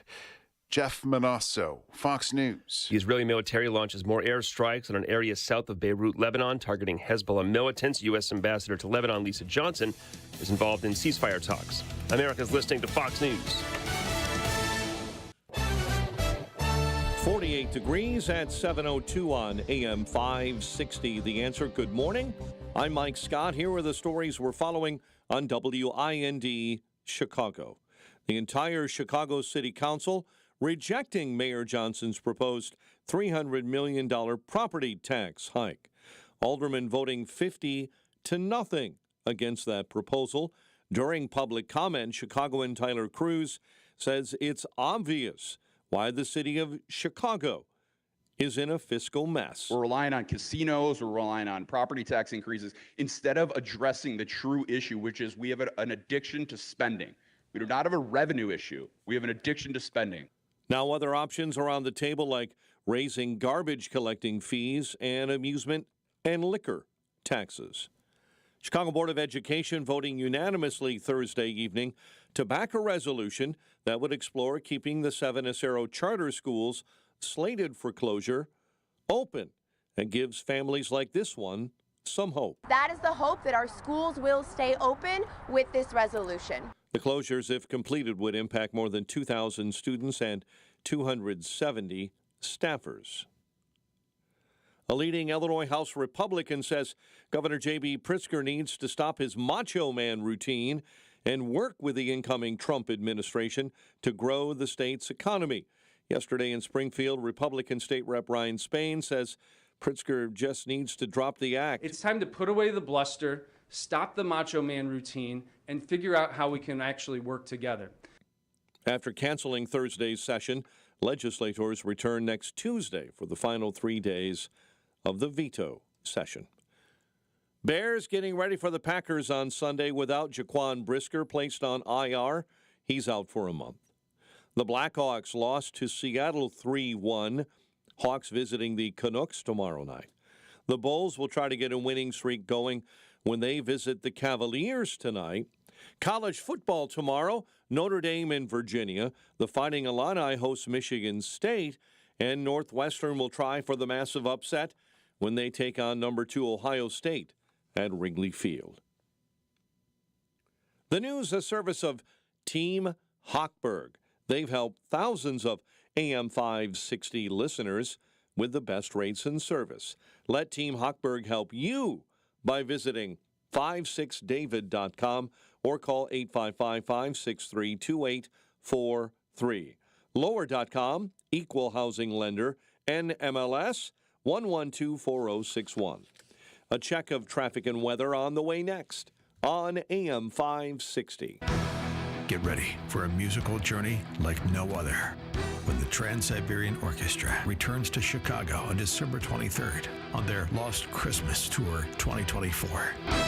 AM 560 is giving away tickets. Enter today at 560theanswer.com/Christmas. Don't miss the Trans-Siberian Orchestra at the All-State Arena. Go to 560theanswer.com/Christmas. Hi, I'm Ken Mariotti, owner of Woodland Windows and Doors, a third-generation family-owned business since 1969. We know you're bombarded by choices when shopping for new windows or doors, so we're inviting you to experience the Woodland difference. For decades, we have been transforming living spaces with Marvin Windows, a fifth-generation family business. Marvin replacement windows have been known to increase the warmth of your cold rooms by 10 degrees. Think about that, 10 degrees warmer. When you welcome Woodland into your home, you will get a product expert to transform your living spaces, full-time, dedicated professional installers that you can trust in your home, along with the best products like Marvin. These are the reasons we're proud of our 5-star reviews and family legacy. No gimmicks, no pressure, and upfront pricing are why Woodland Windows and Doors is your trusted window and door expert in Chicagoland. Visit woodlandwindows.com to book your free in-home expert consultation. That's woodlandwindows.com, or stop by our showroom at the corner of Lake and Geary in Roselle. I love giving jewelry as a gift. Roland's Jewelers is the perfect place for that magical holiday gift. Hi, it's Mike Gallagher. Roland's Jewelers is the absolute perfect place for the magical holiday gift for someone you love. Buying jewelry is about trust. Roland's is the jeweler I trust. I'm a customer, and I'm always amazed by their 5-star Google reviews, so many of them, but why not? They're the best. They're family-owned. Hey, getting engaged? Roland's has a large selection of mined and lab-grown diamonds at great prices. Choose from beautifully crafted engagement rings from designer Simon G.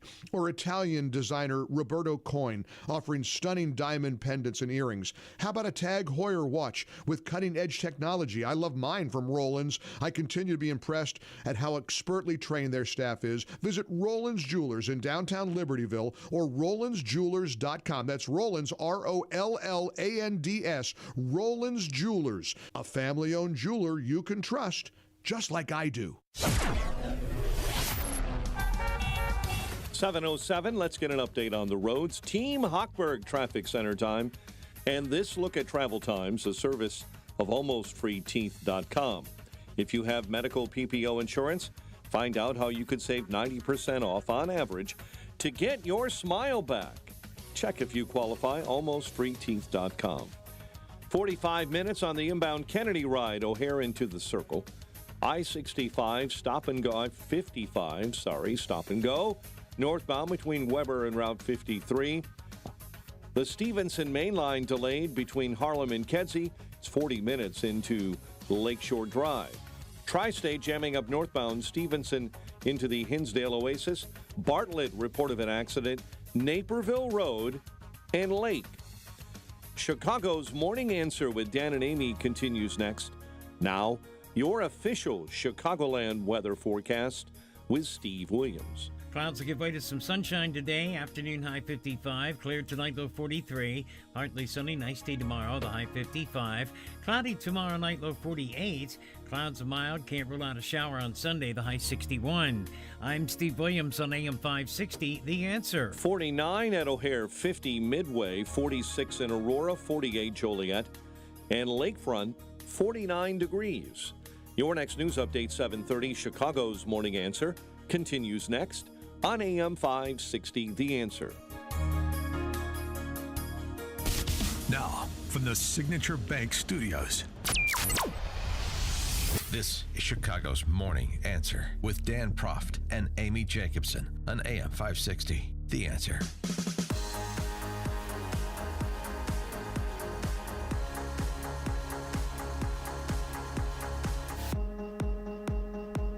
Top of the morning, Dan and Amy. So the big nomination from President-elect Trump yesterday was RFK Jr. to head Health and Human Services. Not unexpected, but still will draw ire from certain quarters, not just political quarters, but corporate quarters.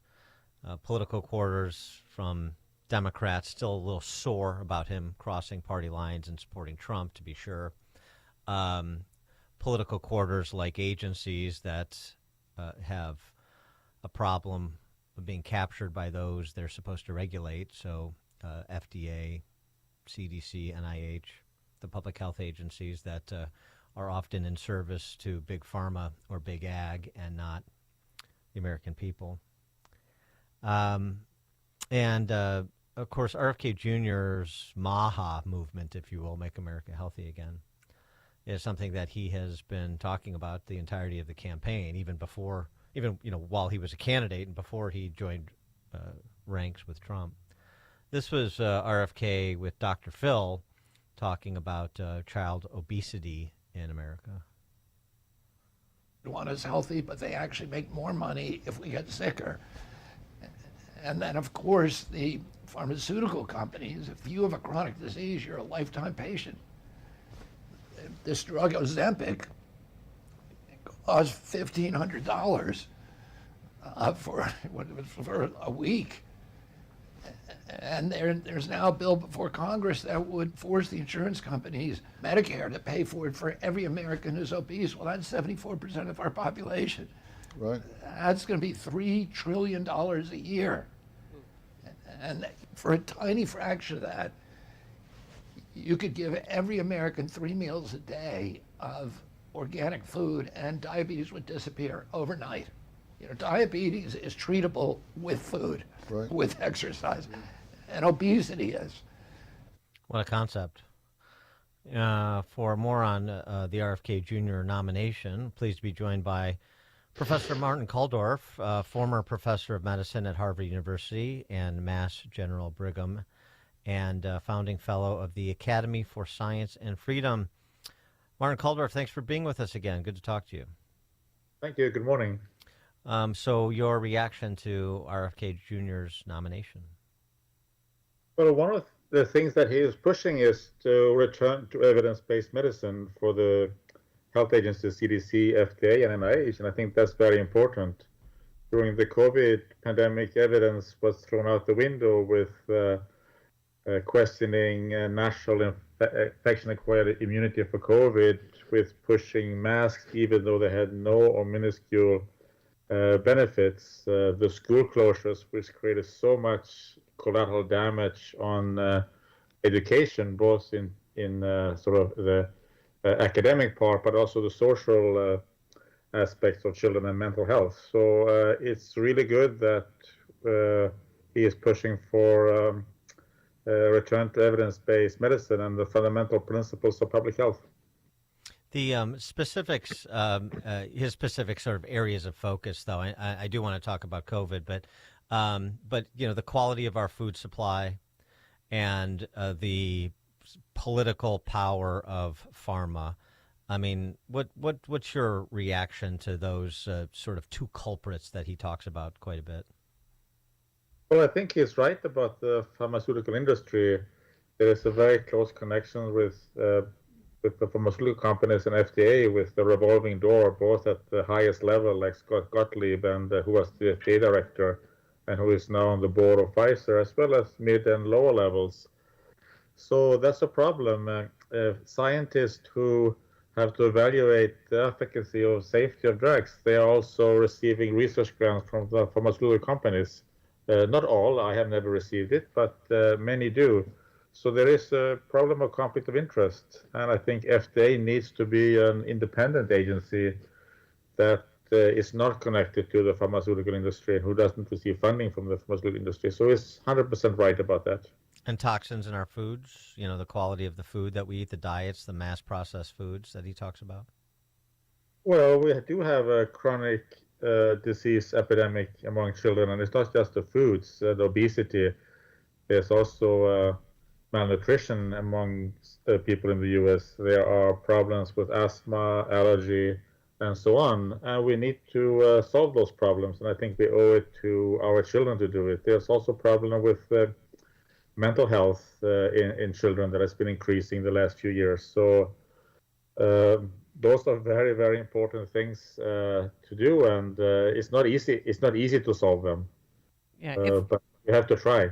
If approved, I mean, what should his first line of business be when he becomes HHS secretary?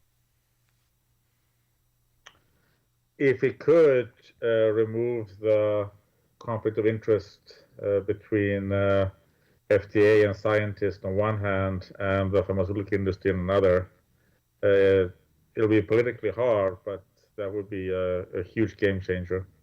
And conflict of interest, what about the conflict of interest between CDC, NIH, those grant-making organizations as well, at least in part, and academic institutions and research hospitals? They when they become politicized, as they have been, then all of a sudden, we only want research in that draws sort of these preordained conclusions. We see that happen a lot too, and research that doesn't get sidelined, it doesn't get published, or it gets muted. So that's true. The scientists are depending on research grants from NIH, specifically less from CDC. We saw during the pandemic that a lot of scientists did not dare to oppose the misguided, unscientific views of Fauci and Birx and the CDC directors. So I think we have to decentralize NIH and the funding mechanism. And also ensure that there's an open scientific discourse, so that when there are different scientific views, and that's always going to be the case because it takes time to sort of establish what the truth is. When there are different ideas, they have to be openly discussed. They cannot be censored as they were in the pandemic, or people having slander for saying a view that is against the prevailing narrative within the government. What do you want from RFK Jr. in terms of an accounting for all the policy decisions that were made by these public health agencies during COVID and how they made them? Is there, areas where we still don't have all the information that we probably could have if these agencies were more transparent about gain of function research, about the origin of the virus, more in addition to the congressional testimony of Tony Fauci about how these decisions were made to recommend masks and 6 feet apart and the other quote unquote mitigations. What questions do you still have? What tranches of information do you want? I hope that RFK Jr. and Donald Trump will open the communications and emails from these agencies during the pandemic. Why did they close the schools without any evidence? Why did they push masks? And why did they deny national infection-acquired immunity? So I think it would be fantastic if all that can be opened for journalists and others to pour through and find out why did it go so wrong. I also think we need to have a COVID commission that will look into the various aspects of the pandemic to see what went wrong, why did it go wrong, and how should it have been done, because there will be another pandemic sometime in the future. I don't know if it'll be 5 years from now or 50 years from now, but it will come. When that day comes, we cannot afford to do the same mistake that we did this time. Do you think they just made their decisions, though, because other countries were having school lockdown, so they thought, well, if they're doing it, then we should be doing it? Actually, I think U.S. was the driving force. The first school to sort of declare that they were going to close down in-person teaching was Harvard University. That was done very early, before any government, before the U.S. government pushed it. And when Harvard did that, other universities and colleges and high schools and elementary school followed suit. So I think a lot of the culprit is actually in the United States. For sure. Harvard leading the way as usual. The reckoning here, Fauci, Birx in particular, not just in terms of the decisions they made and how they made them, but also their role, along with Francis Collins, in censoring and attempting to silence people like yourself that had expressed some substantive skepticism or have drawn different conclusions based on the evidence. What would you like to see in terms of making the public record reflect what they did in a way that maybe hasn't been driven home as much as it could be because they had political cover from the previous administration or the outgoing administration?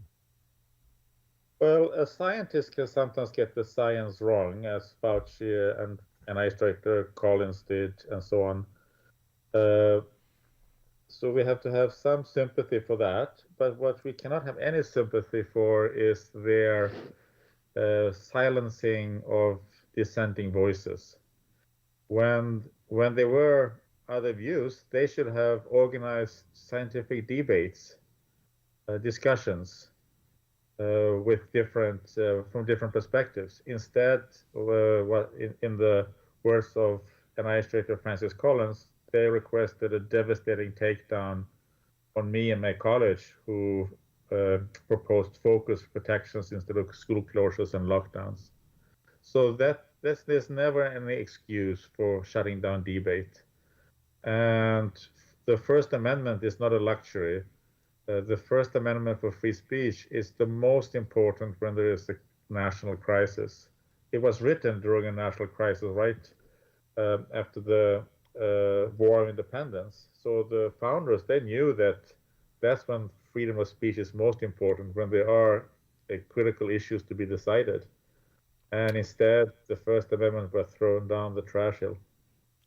I wanted to go back to something you said, to the mental health crisis in this country.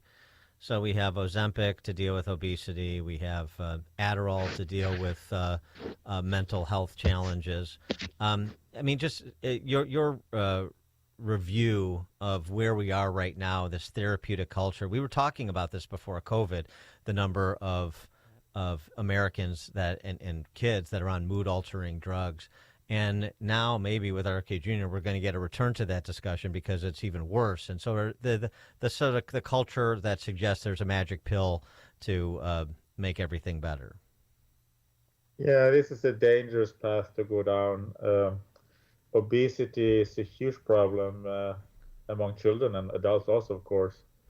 But the solution are healthy foods and exercise, not pharmaceutical pills.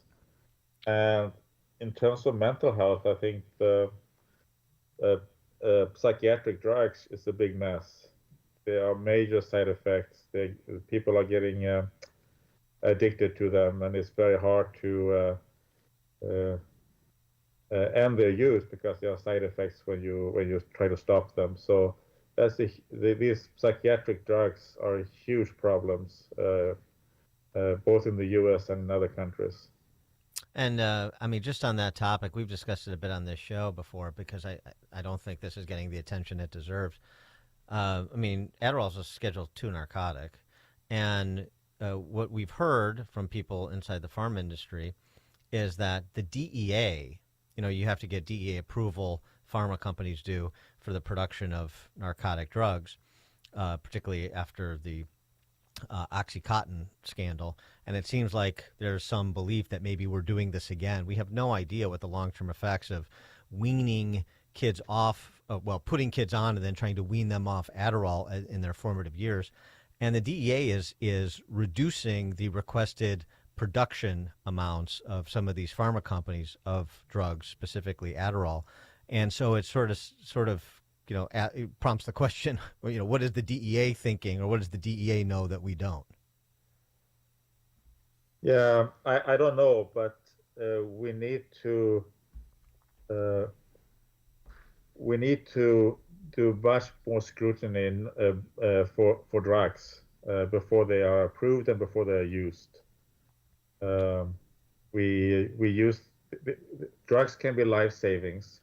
So they are very important drugs. Vaccines are very important.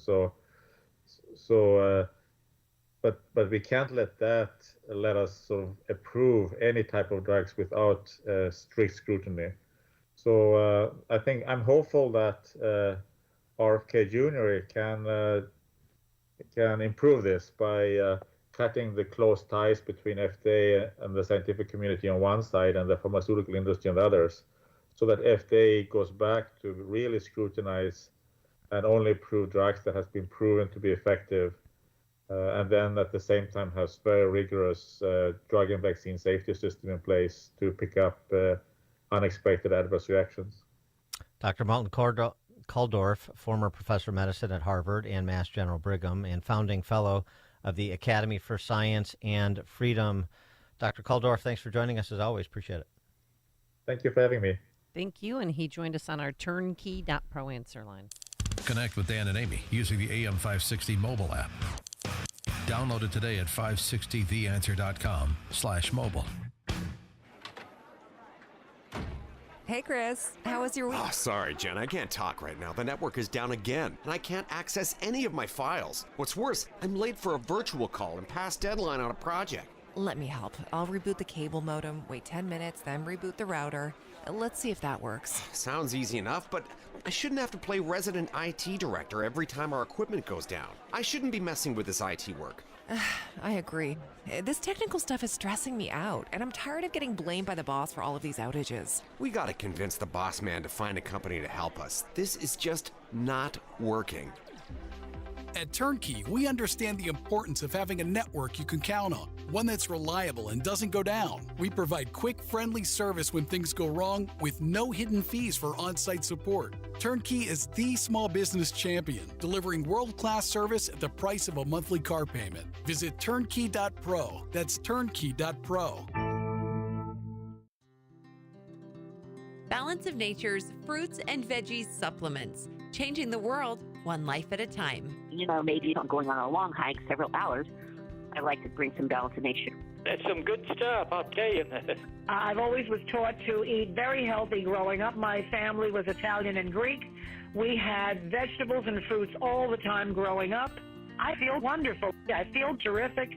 I love your commercials. I think it's a wonderful way to do this. Celebrate this season with Black Friday savings all month long. Call 1-800-246-8751 or go to balanceofnature.com and sign up as a new preferred customer to get 50% off your first preferred set with free shipping and our money-back guarantee. That's 1-800-246-8751. Don't miss out. Go to balanceofnature.com or call 1-800-246-8751 and get this exclusive Black Friday offer by using discount code CHICAGO. From humble small-town beginnings to Hollywood stardom and eventually the world stage, Reagan is a cinematic journey of overcoming the odds. Told through the voice of Victor Petrovich, the film offers a unique perspective. With Dennis Quaid as Reagan, this captivating story explores the profound impact of a man who defied expectations to leave an indelible mark on history. Reagan is available on digital and will be available on Blu-ray, DVD, and digital November 19th. For a chance to win a digital download, visit 560theanswer.com, keyword movie. AM 560, The Answer. Dan and Amy, Oh, this was rather interesting. Stephen A. Smith, who I otherwise generally find to be obnoxious and unlistenable, unwatchable. You know, ESPN, Stephen A. Smith. Oh, yeah. I just watched something. He let loose on Oprah. Yeah, well, that's where I'm going. Oh, yeah. Stephen A. Smith picking up on the sort of closing argument that Oprah made at the Kamala rally. The closing argument that was, if we don't win this election, this could be our last election, one of those, end of democracy type rants. Stephen A. Smith treated that rant with this, first the Oprah clip and then Smith's response. If we don't show up tomorrow, it is entirely possible that we will not have the opportunity to ever cast a ballot again. You're going to look an audience in the face and you're going to tell them that if you vote for Donald Trump, you may not ever be able to cast a vote again. Who believed that? Who believed that coming from Oprah? Truly, who believed that? This is the kind of stuff that alienates an electorate, that alienates a vote or a voter. Because the freedom that you tell them they have, you try to confiscate morally by letting them know you ain't worth a damn unless you vote the way we say you should vote. Who's going to go for that in a general election with an economy rife with inflation, with over 12 million people coming across the borders, with people wondering about their dollars, the dollars that they earn, the dollars that they have in their pocket, the value of that dollar dissipating before our very eyes, but in the same breath you're telling them that you got to take even more money out of their pocket to finance immigrants that come across the border illegally at the behest of the Democratic Party looking to secure a voting bloc. Did you think that would work? Did you think that would work? Where was he before the election? Well, 73 million people went for it, Stephen A. Smith. So, but your rant is well taken. I mean, any green shoot at ESPN, the leftist sports press corps being what it is, we'll take. So, okay, all right. Coming up on Chicago's Morning Answer at 7:37, we'll discuss Trump's second-term policy agenda with our friend Phil Kerpen. Phil Kerpen at 7:37. But now into the newsroom we go. Here's Mike Scott. 7:30, gray skies, and we could see some rain next few days. There could be a Kennedy in the Trump administration. President-elect Trump announcing on Thursday that he's nominating Robert F. Kennedy Jr. to lead HHS. We want you to come up with things and ideas and what you've been talking about for a long time, and I think you're going to do some unbelievable thing. Nobody's going to be able to do it like you, and boy, does he feel it in his heart. RFK Jr. endorsed Trump not long after suspending his own presidential campaign. President-elect Trump also expected to announce officially North Dakota Governor Doug Burgum to be his next Secretary of the Interior. This week, Burgum has said there's always a direct connection between energy and inflation. There's real issues domestically. We're to wrestle inflation under the ground because energy is a component of everything. It's the clothes you wear, the food you eat. Elon Musk says he expects to make lots of enemies in his position in the Trump administration.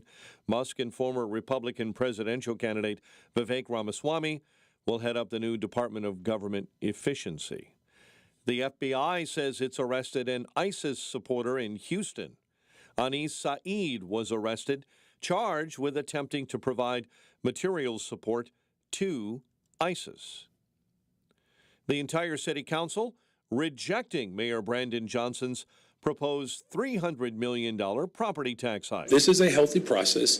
This is something that my administration can handle. I'm not intimidated by voices from individuals who are city leaders in their own respect. Aldermen voting 50-0 against that proposal without debate yesterday. The Chicago Board of Education voting unanimously Thursday evening to back a new resolution that would explore keeping the 7 Acero charter schools slated for closure open. And family and friends are expected to gather this weekend to remember the Chicago police officer killed in the line of duty last week. Visitation on Sunday at the Blake Lamb Funeral Home for Officer Enrique Martinez, a funeral on Monday. Well, it's the oldest rivalry in the NFL, slated for its 104th renewal when the Bears host the Packers at Soldier Field Sunday. Eagles kick off Week 11 with a 28-16 home win over Washington. Last night, Blackhawks lost on the road to Seattle 3-1. The news, a service of AlmostFreeTeeth.com. Overpaying for dental implants is over. If you have a Blue Cross Blue Shield, PPO, or FEP, you could save 90% off on average to get that smile back. Learn more and check if you qualify at AlmostFreeTeeth.com. A check of traffic and weather on the way next on AM 560. Mike Gallagher sees nothing but winning. You know, the guy that doesn't like Hispanics just appointed the first Latino Secretary of State in American history, Marco Rubio. Also, Trump, the misogynist, appointed the first ever female chief of staff, Susie Wiles. Boy, that's some real unconventional decisions from a racist misogynist, huh? A lot of winning. The Mike Gallagher Show, weekdays at 9, right before Dennis Prager at 11 on AM 560. The Answer. Balance of Nature's fruits and veggies supplements, changing the world one life at a time. I love it. Everything that people say on the television about it is absolutely true. As a matter of fact, my boyfriend, giving him some of my Balance of Nature, he went and bought his own now. I've been taking it for a pretty good while now, and I really like it. It makes me feel really good to feel like I'm taking a product, you know, that's not some kind of gimmick. I've been a very happy customer. I think it's wonderful stuff. Celebrate this season with Black Friday savings all month long. Call 1-800-246-8751 or go to balanceofnature.com and sign up as a new preferred customer to get 50% off your first preferred set with free shipping and our money-back guarantee. That's 1-800-246-8751. Don't miss out. Go to balanceofnature.com or call 1-800-246-8751 and get this exclusive Black Friday offer by using discount code CHICAGO. If you're self-employed and purchase your own health insurance, I have some great news. From now until January 15th, the health insurance exchanges are open again. And even if you've never qualified for a health insurance subsidy before, you most likely will now. The American Rescue Plan expanded subsidy eligibility to millions of Americans who have never qualified before, even to those with high income levels. And this year, you can purchase a PPO policy, which includes access to Northwestern Medical Group. Employers who provide small group coverage also have new options, and so do seniors looking for Medicare supplement coverage. Call me. I can help. If you're tired of calling a bureaucrat at an 800 number to help you navigate Obamacare, then you need a local expert on your side. C. Stephen Tucker from healthinsurancementors.com is someone I know and trust.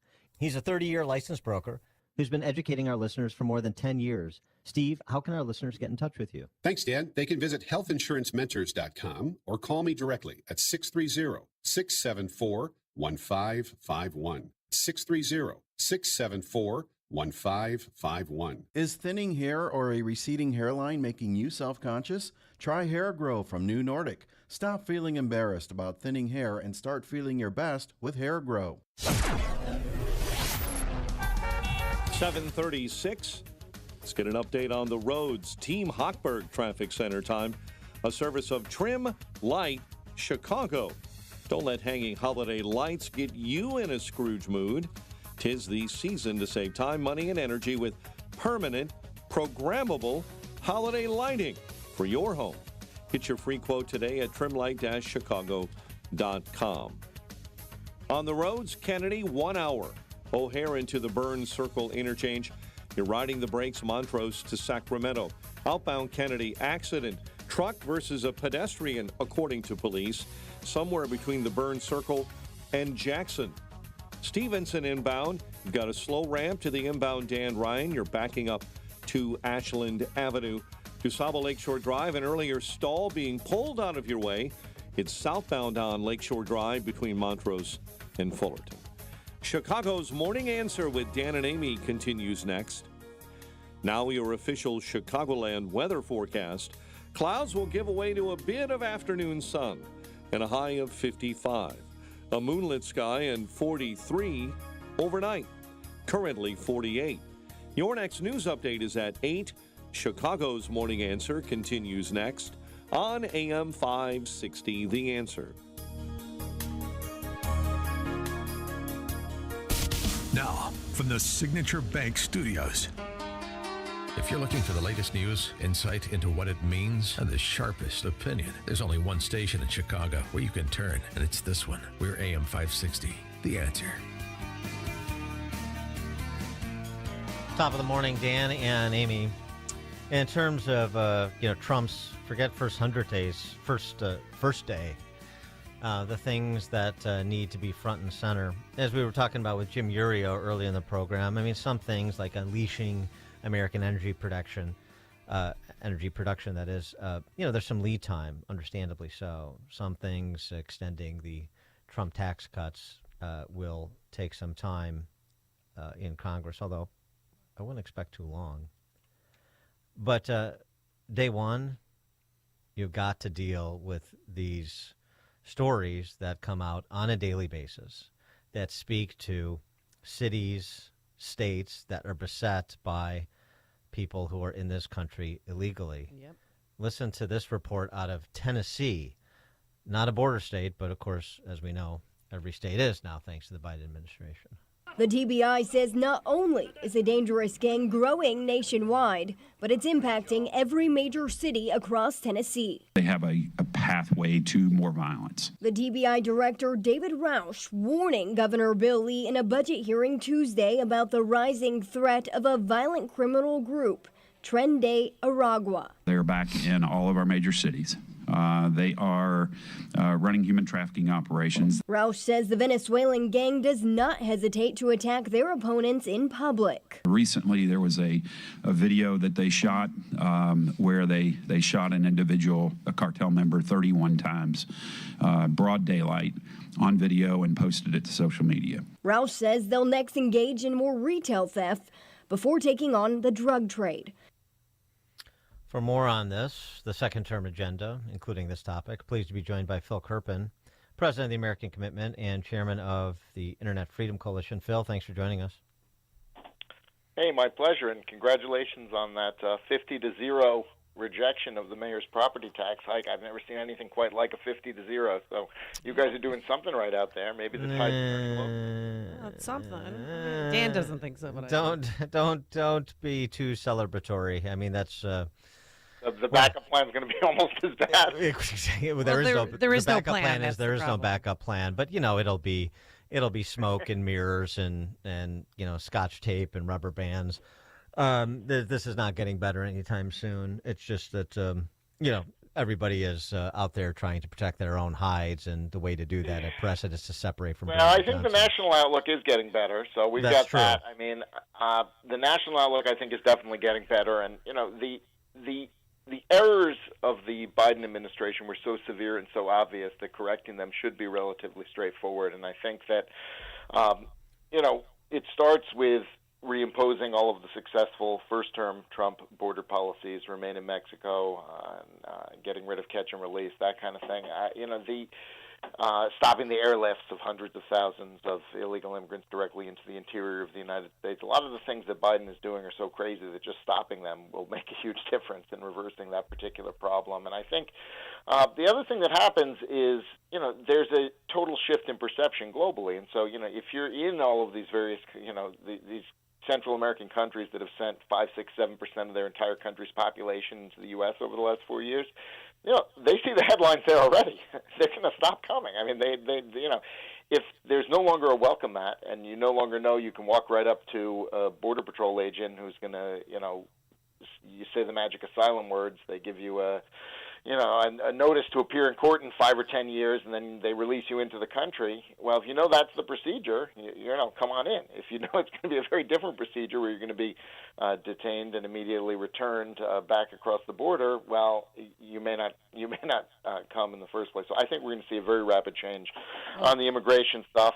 You mentioned tax is going to have to be a big fight in Congress, but I think they're going to move fast on that too. I think we're going to see a reconciliation instruction and a tax tax reform extension bill pretty early, and then the first few months of next year, I think they want to clear that off the table. And then, of course, the other huge sort of ingredient in getting the economy moving again is regulation, and Biden was horrendous on regulations. But the thing about regulations is they're imposed by agencies. As an administrative matter, they can generally be reversed. Now, there are hoops you have to go through, and public comments and timelines and things like that.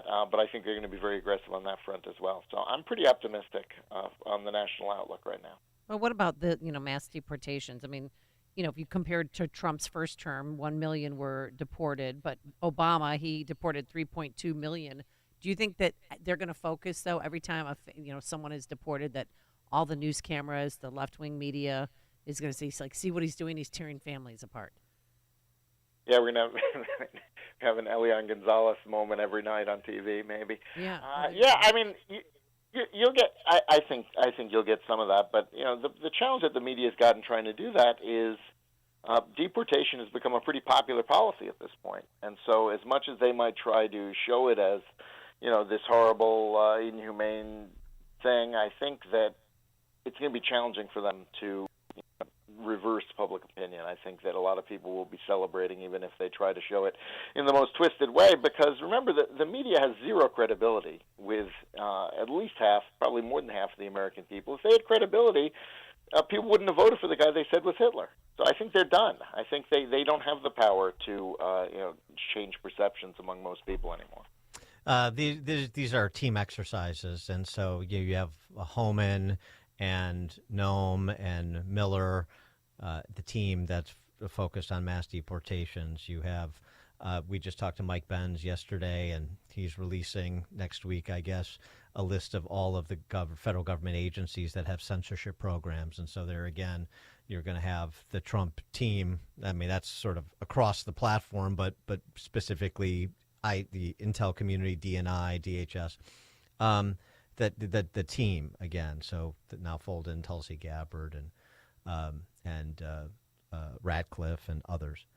Any of the team that has been assembled so far that is of concern to you with respect to the varied missions here? I think most of the names are pretty good. I think that Matt Gaetz is going to have a lot of trouble getting confirmed. That might be sort of the lightning rod one to maybe smooth the way for some of the other ones. But, he certainly went all in, resigning from Congress, which is a pretty bold move. So we'll see what happens with that one. That's probably the one that pushes the envelope the most and is a little bit of a stretch even on the qualifications. I mean, I think the guy had a private law practice for maybe 2 years between law school and when he went in the Florida legislature. So he's really been a career politician. Maybe that's what you want to kind of get the place under control, but traditionally it's been someone with a pretty good law background. So that one is probably a bit of a stretch. The RFK one, I kind of love but also hate in a certain way. I think that he's, you know what I mean? He's got all the right enemies. He definitely got COVID right more than all of our so-called experts who told us, the school closures and the lockdowns and the vaccine mandates and all of that. But he's also a little bit of a nutty leftist historically, and he wants to sue everybody and ban all kinds of things. And so I don't, I enjoy that it's making the right people angry and frustrated and that kind of thing, but we'll have to see if he sticks to the stuff he's right on, or if he branches out into some of his nuttier stuff. It could potentially be an issue. But I think generally Trump is kind of delivering on what he campaigned on with these nominees that he's put up, and he's kind of he's going with the team that is consistent with the things he wants to do and that the American people voted for, and that's ruffling a lot of feathers, but people voted for feathers to be ruffled, right? Yeah, well, right, and I know you're a policy guy, but you also understand the politics inside the Beltway, and so concern about the I don't want I guess it's the best way to describe it, because they have been pretty antagonistic to Trump, sort of the anti-Trump caucus within the Senate Republican caucus, the slim majority in the House, and a lot of the nervous Nellies in that caucus as well that I don't love him nominating 3 House members.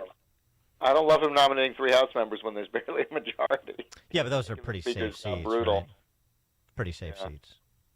But I mean, they're safe seats, but the vacancies until you get the specials make it very hard to manage the floor when you already had a tiny majority. Right. Yes. Good I'm point. more worried about the vacancies than the specials. The vacancies are going to be very challenging. Although, as I said, Gates already has resigned, so they could maybe do that special in January. We'll see. I don't know how fast they can move under Florida law. But I mean, is there you mentioned the Gates nomination, which of course we've been talking about, but are there any items on Trump's policy agenda, sort of big picture, that you think are going to have problems with Republicans breaking ranks? Well, I mean, I think some of his tax proposals, no tax on tips, no tax on overtime, no tax on Social Security benefits. It's going to be interesting how all of those fit in, and of course, he wants those big tariff increases, which I think most Republicans in the Senate will be against. And so, it's going to be interesting to see when they try to do the extension of the expiring Trump tax cuts, how much of the new tax promises they mix in, and how much they just kind of ignore and say, well, maybe we'll get to that later. I do think it complicates extending the existing Trump tax cuts a lot if you try to do all those other things at the same time with the scoring. And the tariffs are a very tough sell to most conservatives, because most conservatives are free trade people. And, I think it's one thing for Trump to say, I'm going to put tariffs on a particular country or on a particular sector and use it as leverage for negotiations, which he did very, very effectively in his first term. And it's another thing entirely to say we're going to have across-the-board tariffs, which I think, understandably, including me, many conservatives are very skittish about, because they're not very economically efficient. They get very destructive in terms of the impact on trade and the retaliation and everything else. So probably tariffs will be the major friction point, I would think, with Republicans.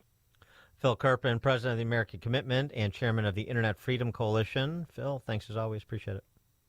All right. Have a good one, guys. Thank you. And he joined us on our turnkey.pro answer line. The more you listen, the more you'll know. This is Chicago's Morning Answer. Morning Answer on AM 560. The Answer. Wow. Are you buying or are you selling? As this is being written, silver is up more than 50% in just the past 8 months. And gold is the highest it's ever been. Whether you are just getting into the metals, want to roll your IRA into silver or gold, or want to take some profits off the table, Fox Valley Coins is ready, willing, and able to help.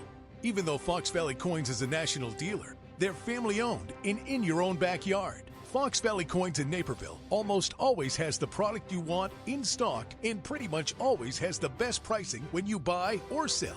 Buying or selling is easy. Bring your items in. We'll establish the price and pay you cash or check on the spot. Don't wait until the end of the year to move your assets around. Did you know that Fox Valley Coins has sold over 3,000 1-ounce silver Donald Trump coins? We have several designs, but they're going fast. Fox Valley Coins on Route 59 in Naperville. Family-owned integrity since 1981. All right, this holiday season, don't forget your Balance of Nature supplements, a proud supporter of the station for 10 years. Remember, the gingerbread cookies, ice cream, pies don't provide the fruits and vegetables your body desperately needs every day to stay healthy, happy, and energized. That's why I've been supplementing with Balance of Nature for nearly a decade. It's so easy to open up those individual capsules.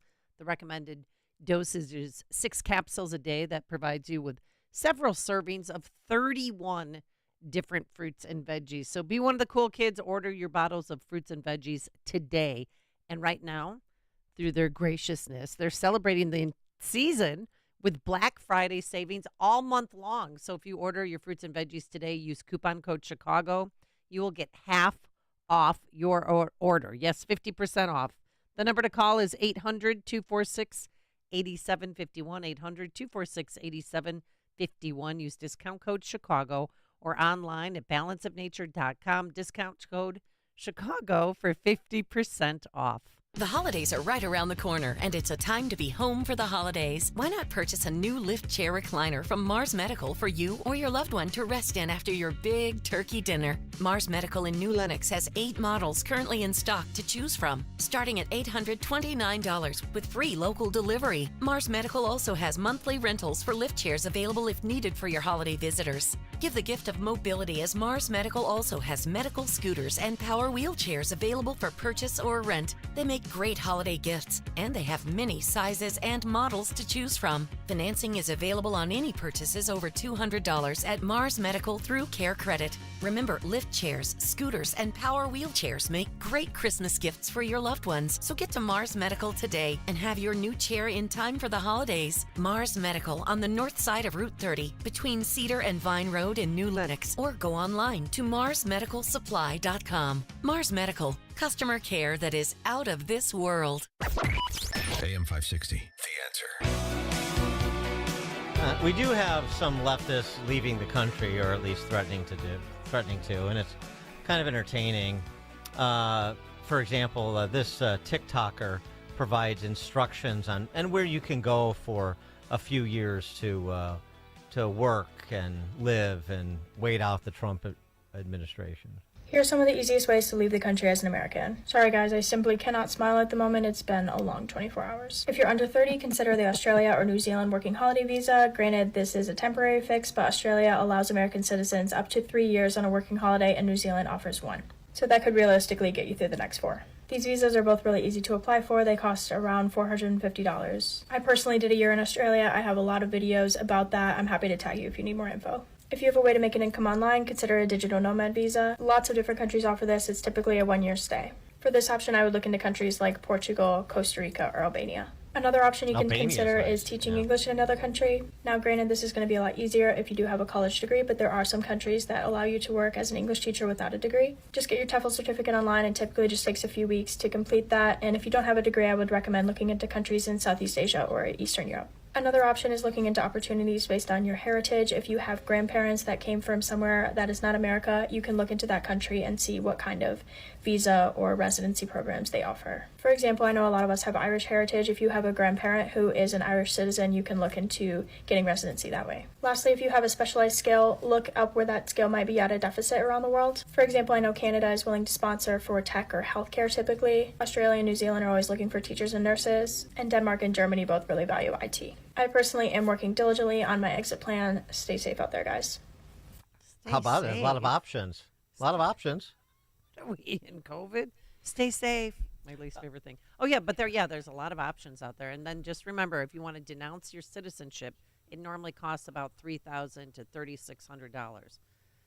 That's renounce. I'm sorry, renounce. Not denounce. Did I say renounce? Excuse me. Google searchers for move to Canada surged 1,300% in the first day after the election. Moving to New Zealand, 2,000% increases. Australia, 820%, no doubt. And thanks to those detailed offerings from that TikToker. We also have this. This is she didn't mention this, but she should have. She needs to get completely up to speed. Cruise line. There's a cruise line offering a 4-year voyage for those who want to leave the United States because Trump won. And I'm talking about the surge. A travel package for those who want to skip forward for up to the next 4 years. The company also offers a 2-year midterm selection package. Oh. So if you still have some fight in you, you think, you know what, I want to go back for the midterms. Pull this boat over. I got to get off. Villa V Residences. Residents have the flexibility to join their customized journey at any port during the continuous global adventure for up to 4 years. Pay once and never worry about it again. The moment you step on board, your journey begins. Leave behind the familiar and embrace the unknown as you navigate the world's most iconic and inspiring locations. This sounds like something for the leftist dilettante set, like on the North Shore. The 4-year cruise comes in at how much? Let me guess. Okay. 200,000. No. Close. 300,000. It's $160 per person. Really? For a double room, or $256,000 for a single occupancy room. So it's $300,000. I mean, $160 for a double room, so two people, so that'd be $300,000. Or the low price of $255,000. You can, circumnavigate the globe over the next 4 years. But what if you don't like the other people on the ship? Unless everybody's like-minded, you're gonna have a rage room there too. Well, I think if you're going on a cruise for 4 years based on Trump's victory, you're probably going to be among the like-minded. Does that sort of stands to reason? Yeah. And I think I'd get cabin fever. I'd go bonkers on that ship. Maybe you should get some brochures and pass those out in Lakeview. What do you think? You think you'd have any takers? I don't know. How's the environment been in your neighborhood since the I election? saw the ladies yesterday for the first time, and no one said a word about anything. Nope, nothing. And did you? I did not engage. I did not. Oh, you should have. Dan, I rarely have female interaction. I'm not going to blow the gasket off that thing. No, it's not blow that. You just should have embraced them. I mean, that would make it even more special. Is that since you don't have the interaction to be effusive and come in and hug and a big smile. I was all smiles. Today's a great day the Lord has made, and let's all be excited about things before us and so forth. I had someone secretly come up to me. He's like, I voted for him. Like, that's great, and things are going to be great. Everything's one. Why did you put up your Christmas lights? I said, because I'm in a celebratory mood. So I put up all my Christmas lights already, put up the Christmas tree. I'm ready to go because I'm happy. So I'm just going to let everybody know that the light shineth within. You can tell the person that came up to you that that person can stop whispering now. Coming up at 8:08, the much-anticipated latest installment of Why Dan Proft's a Single. Oh, I can't wait. And also, too, remember how I told you everybody's eerily quiet? No more. On November 21st, if you want to get out your calendar, the Chicago Teachers Union, Dan, is having a big protest to stand up against President-elect Donald Trump's Dangerous Project 2025 agenda. Isn't that great? And they're going to have a mass rally for schools, the city, and the country we all deserve to be living in. Basically, they want their contract signed. So that happens November 21st. But now let's head into the newsroom. Here is Mike Scott. Good morning, Mike. Visitation Sunday for a CPD officer killed in the line of duty. University of Illinois health nurses remain off the job while demanding higher wages. The Bears renew their rivalry with the Packers, while the Blackhawks fall to the Kraken. WIND Chicago News Time, 8 o'clock. Taking a victory lap. I'm Chris Foster, Fox News. President-elect Trump gives his first public post-election speech at the America First Policy Institute Gala at his Mar-a-Lago club in Florida. The American people have just delivered really something very, very amazing. Among the administration nominees announced yesterday, Robert F. Kennedy Jr. for Health and Human Services Secretary. It's yet another pick, sources tell Fox, that could face Republican resistance for Senate confirmation. Among them, Tulsi Gabbard, Pete Hegseth, and now former Congressman Matt Gaetz. The Trump team warning senators to get in line. Fox's Aisha Hazni. The Kennedys expressed skepticism about vaccines, and the World Health Organization says measles cases were up 20% last year worldwide due to a drop in vaccinations. He's also said we need to be producing healthier food. And new research says nearly 3/4 of American adults are overweight or obese. The study also finds we're on a bad trajectory and that those numbers will only increase by a lot over the next 2.5 decades. 8 years ago, the cost of treating obesity and the downstream effects like heart problems and diabetes amounted to as much as $480 million. The study found southern states disproportionately struggle with obesity. In Texas, more than half of adolescent men ages 15 to 24 are overweight or obese. Fox's Jessica Rosenthal. A Trump White House cost-cutting advisory panel led by tech billionaire Elon Musk is hiring.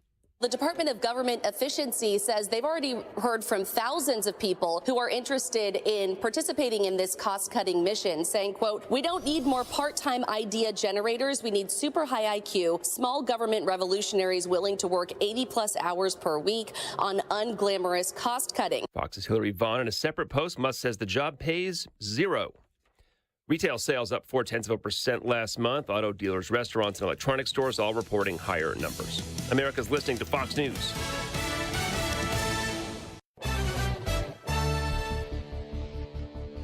.48 degrees. Skies are cloudy at 8:02 on AM 560. The Answer. Good morning. I'm Mike Scott. The entire city council rejects Mayor Johnson's proposed $300 million property tax hike. This is something that my administration can handle. I'm not intimidated by voices from individuals who are city leaders in their own respect. Johnson proposed the tax increase to try and help fill a $1 billion budget deficit for next year. Now, options are on the table for revenue raising, like a garbage collection fee and amusement and liquor tax hikes. Family and friends will gather this weekend to remember the Chicago police officer killed in the line of duty last week. Visitation held Sunday at the Blake Lamb Funeral Home in Oak Lawn, a funeral Monday at St. Rita. Prosecutors have introduced a new series of new witnesses, documents, and recordings at the corruption trial of former Illinois House Speaker Democrat Michael Madigan and his co-defendant Michael McLean. Government attorneys now indicate former Chicago Alderman Danny Solis is expected to testify next week. The trial resumes on Monday. Chicago sports, Bears news. Safety Jaquan Brisker is on IR. He'll be out a month, recovering from a concussion as the Bears get ready to host the Packers Sunday. Blackhawks lost to Seattle 3-1. The Bulls take on the Cavaliers tonight. The news, a service of AlmostFreeTeeth.com. If you have medical PPO insurance, find out how you could save 90% off on average to get your smile back. Check if you qualify, AlmostFreeTeeth.com. 8:03, time for the AM 560 Business Beat, a service of Signature Bank. Visit signaturebank.bank for all your commercial banking needs, and now the latest from the Fox Business Network. I'm Elizabeth McDonald, and this is the Fox Business Report. Fed Chair Jerome Powell says the economy is not sending any distress signals that the Fed needs to be in a hurry to lower interest rates. The comments are contributing to push stocks under pressure. McDonald's E. coli outbreak is over, but Barron says a month later its customers are still not coming back. The FDA declared this week the E. coli outbreak does not appear to be a continued food safety concern, but research firms say average foot traffic at McDonald's is down 4% from a year ago. Alibaba, China's answer to Amazon, is reporting better than expected earnings. U.S. shares of Alibaba are higher, though its e-commerce business saw a smaller than anticipated increase. It's seeing strong demand for artificial intelligence technology.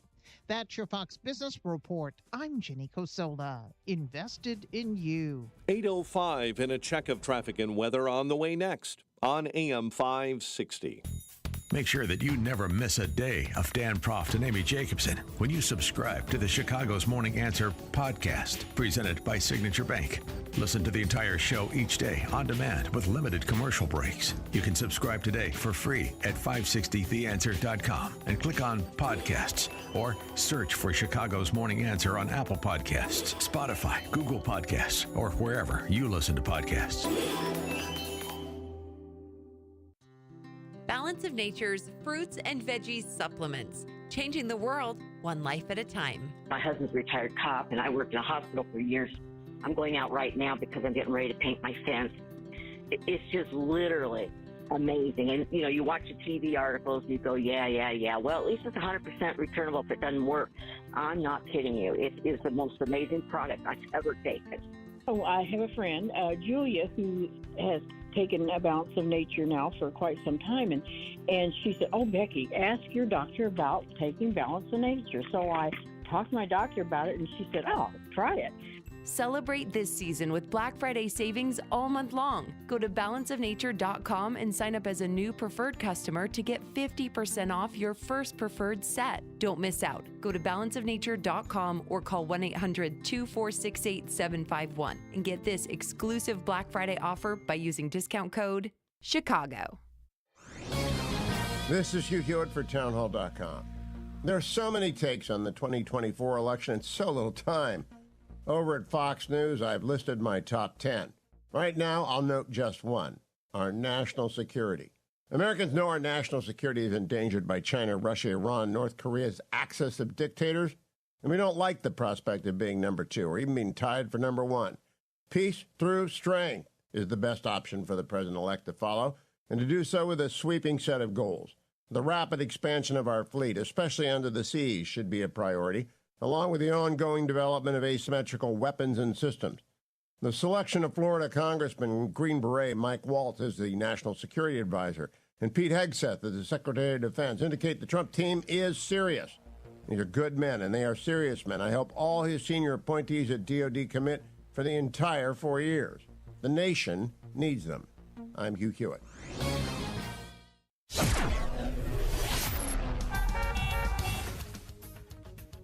8:07, let's get an update on the roads.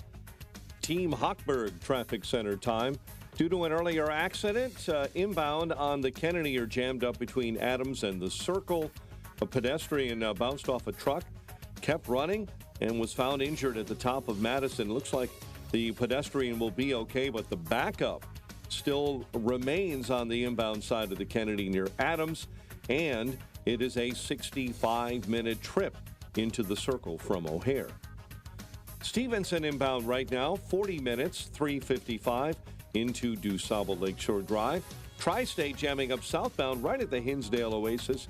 Delays on the CTA Red Line right around 63rd. Downers Grove, an accident, Ogden and Fairview. Chicago's Morning Answer with Dan and Amy continues next. AM 560 Weather Center forecast with Steve Williams. Clouds will give way to some sunshine today. Afternoon high 55. Clear tonight, low 43. Partly sunny. Nice day tomorrow, the high 55. Cloudy tomorrow night, low 48. Clouds mild. Can't rule out a shower on Sunday, the high 61. I'm Steve Williams on AM 560. The Answer. 48 and clouds at O'Hare. Your next news update, 8:30. Breaking news as it happens. Chicago's Morning Answer continues next on AM 560. The Answer. Now, from the Signature Bank Studios. This is Chicago's Morning Answer with Dan Proft and Amy Jacobson on AM 560. The Answer. Time now for another reason why Dan Proft is single. You know, I was just thinking more about that 4-year cruise at $300,000. That's only $75,000 a year. I mean, I spend $75,000 a year to live. You know. Yeah. It's not that bad. You get to see the world. Now, I wouldn't want to be on the cruise ship with those people, and I'd need more details about how many people and so forth. But it's sort of intriguing, actually. All right. Why Dan Proft is single. Let me tell you a story, Amy. Jenna Brotherson broke up with Mitchell in February of 2020. Why did she break up? I was just gonna ask that.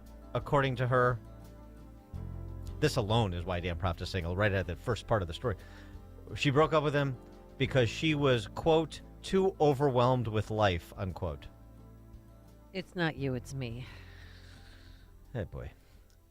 Mitchell, after being broken up with, experienced a concussion the next day. He crash-landed on the ski slopes in Beaver Mountain, Utah, and he forgot the breakup ever happened. Oh. After paramedics treated him and learning what he was unable to drive, Mitchell contacted Jenna for a ride home. She had no idea why he would do such a thing because she had broken up with him the day before.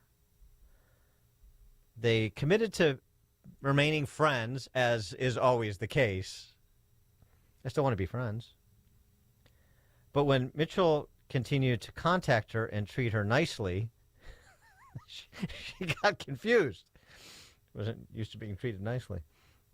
He even brought Jenna and her roommates cupcakes because they were having a bad day. Oh, he's like Dougie. That's so sweet, Dougie. That's when Jenna started to have second thoughts about the breakup. In March of 2020, the next month, after returning from a spring break trip, Jenna planned on getting back together with Mitchell. After he texted her to hang out, she was ready to have the conversation. I was nervous to swallow my pride and ask if he would date again. That evening, she asked Mitchell if he wanted to start dating again. That was when I realized he had no clue we even broke up. He told me he didn't remember any of the breakup. They broke up. They were in her car, and I'm overwhelmed with life and so forth. Told me he didn't remember any of that except for chatting in the car. Didn't remember what they chatted about. He thought it was funny, and I was relieved. It made it easy to get back together because, to him, we were never not together. Now, Jenna and Mitchell are married, and they have a son. Oh, 312-642-5600, turnkey.pro answer line. You And can also text us on that same line. And Mitchell is in need of emergency evac because this whole thing is under false pretense. Now, I guess he was told, and then he decided when she started dating again, he didn't know. So it's not like she never disclosed that this had happened and gave him the choice to say, wait a second, this chick broke up with me, and so he could walk. So he's not under false pretenses anymore. But I still think he needs an emergency evac. Why? Why is this another reason why you're single? Well, I mean, she broke up with him because she was overwhelmed with life.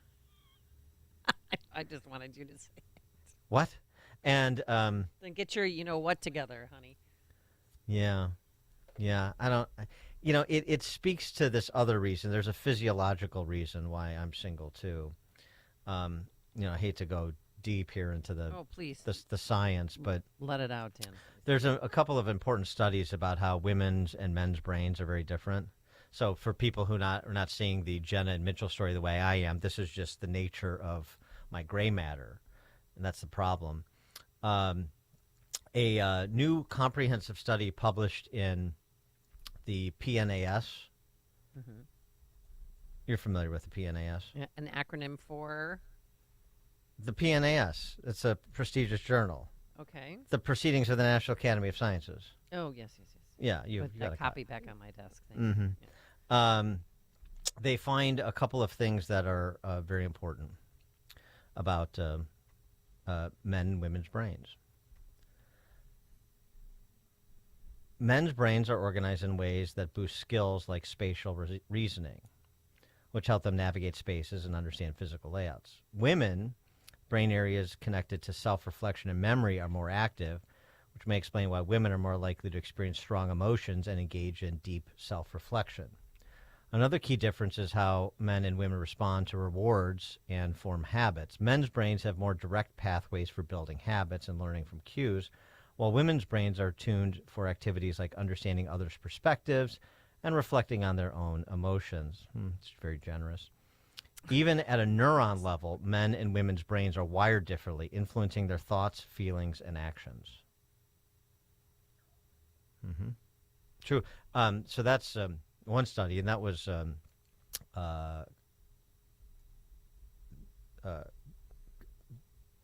where was that? That was I think that was in South Africa. Okay. South African researchers. Mm-hmm. Another study out of Stanford finds similar. And by the way, we've known this for a while. I know this, men and women are the same and blah, blah, blah. But we know things like women are more likely than men to experience anxiety and depression. Men are more likely than women to have autism and schizophrenia. And a review that Stanford did of MRI studies of female and male brains concluded that MRI-based studies exploring differences between male and female brains revealed mostly inconsistent and inconclusive findings. That was initially researchers at Stanford essentially checked that, and using artificial intelligence to examine the brain activity in roughly 1,500 young adults aged 20 to 35, they have concluded quite differently. Female fingerprints of brain activity quite different from male fingerprints of resting brain activity with no overlap.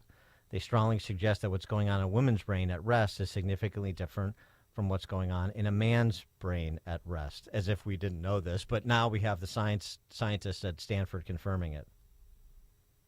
So I think that's just, there's this physiological dynamic to the entire discussion that has to be included, you see. Amish this is why you're single. Because I'm interested in things yeah, like this. Amish texts are on the Tin Cannon String hotline. Go ahead, Amish. Hey, good morning. Mitchell doesn't know how lucky he is. I only wish I could hit my head and forget 16 years of marriage. Oh. Well, thanks for the call. He forgot the breakup, though, and then he took her back once he realized that she had broken up with him. He was also, all that time, I guess we'll give her the benefit of the doubt. She didn't realize that he didn't remember, but all that time he was being nice to her for no reason. Well, he woke up when he hit his head. The softer side of him came out. Robert and Lyle. Yeah, hi. Glad for having me on. Listen, remember the song "Breaking Up Is Hard to Do"? That's what it reminds me of. They ought to sing that together.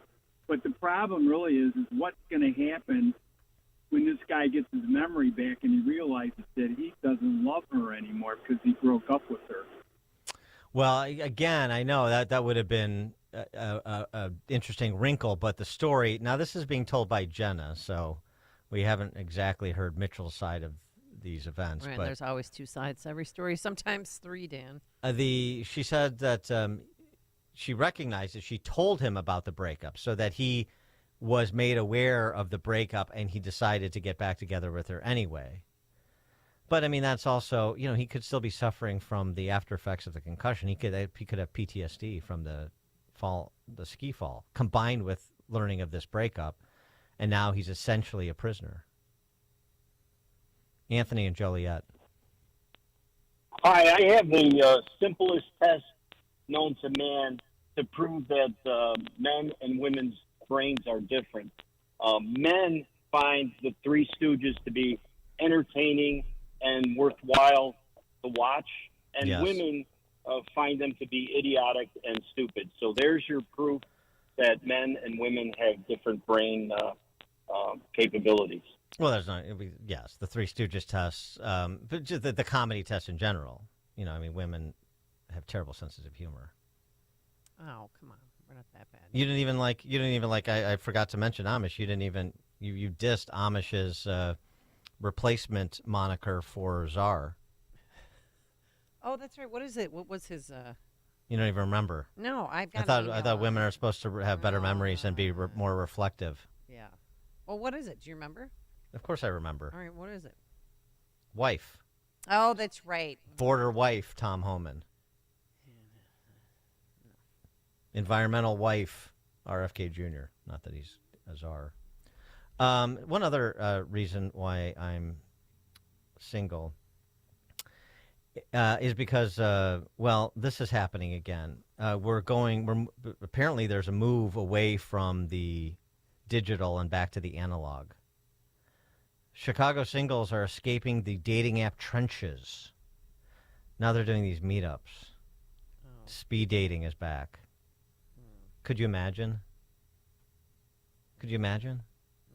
Doing these things, and there's like these affinity groups and all that. We'll go, we'll do we'll get on the trolley and do the mob tour of Chicago, and then have cocktails and kibbutz. Could you think of anything worse? Could you think of a worse way to spend your time? Anything more painful? Oh no. Or you can get in one of those hot tubs that's going to be taken off on the Chicago River. Yeah, but not. I want to do that by myself. I don't want to do that with a group of desperate people. God. Jump off the boat. Oof. Deborah in Arlington Heights. Good morning, and I'm going to take exception to that caller that just said women don't, or kids, girls, whatever, don't like the Three Stooges. I loved the Three Stooges when I was a little girl, and as a matter of fact, my mom told somebody one time that she let me watch it, and they were appalled. They said, "You let your daughter watch the Three Stooges? How sexist is that?" Well, Deborah, there are always exceptions. There are always special women that have an appreciation for the Stooges. Yeah. Did you like the Three Stooges growing up? Oh, I watched the Stooges. Yeah, I watched the Stooges. I mean, back in my day, it was, the Stooges and the Cisco Kid and Rockford Files and Barnaby Jones. Oh, was it Emergency 31 or Emergency 41? I can't remember. I don't remember that show. That's you're much older. Don't forget. Please. Did you watch the Brady Bunch reruns? I did watch the Brady Bunch. Okay. Different Strokes. Different Love. Facts of Life. Love Boat. Silver Spoons. Fantasy Island. I watched Fantasy Island. Love Boat. Yeah. Isaac. Oh. Wait, how do we get on this topic? I don't know, but I like it. Well, why Dan Proft is single is because Dan Proft is not going to insufferable speed dating mixers, and Dan Proft is not going to have some woman say, "I broke up with you because my life is overwhelming right now." Ladies, come up with a better reason than that. Dan and Amy from Chicago's Morning Answer. It's like a hot, steaming cup of information to start your day. It's Chicago's Morning Answer on AM 560. The Answer. At Signature Bank, Going the distance for business banking customers is what we do every day. We understand that business owners have a strategic mission, a drive to succeed, a plan for growth, and don't have time to wait for a bank to respond. With Signature Bank, you not only have a banking partner that has roots right here in Chicago, but our decisions are made locally too. Signature Bank knows that when you have a question or problem about your business, you want answers. You need someone who will pick up the phone or respond to your text. You need someone who is always there for you. That's Signature Bank. We are a team that wants to get to know you and your business. Want to be Signature Bank's next success story? Give us a call today at 773-467-5630 or visit us online at signaturebank.bank. Member FDIC Equal Housing Lender.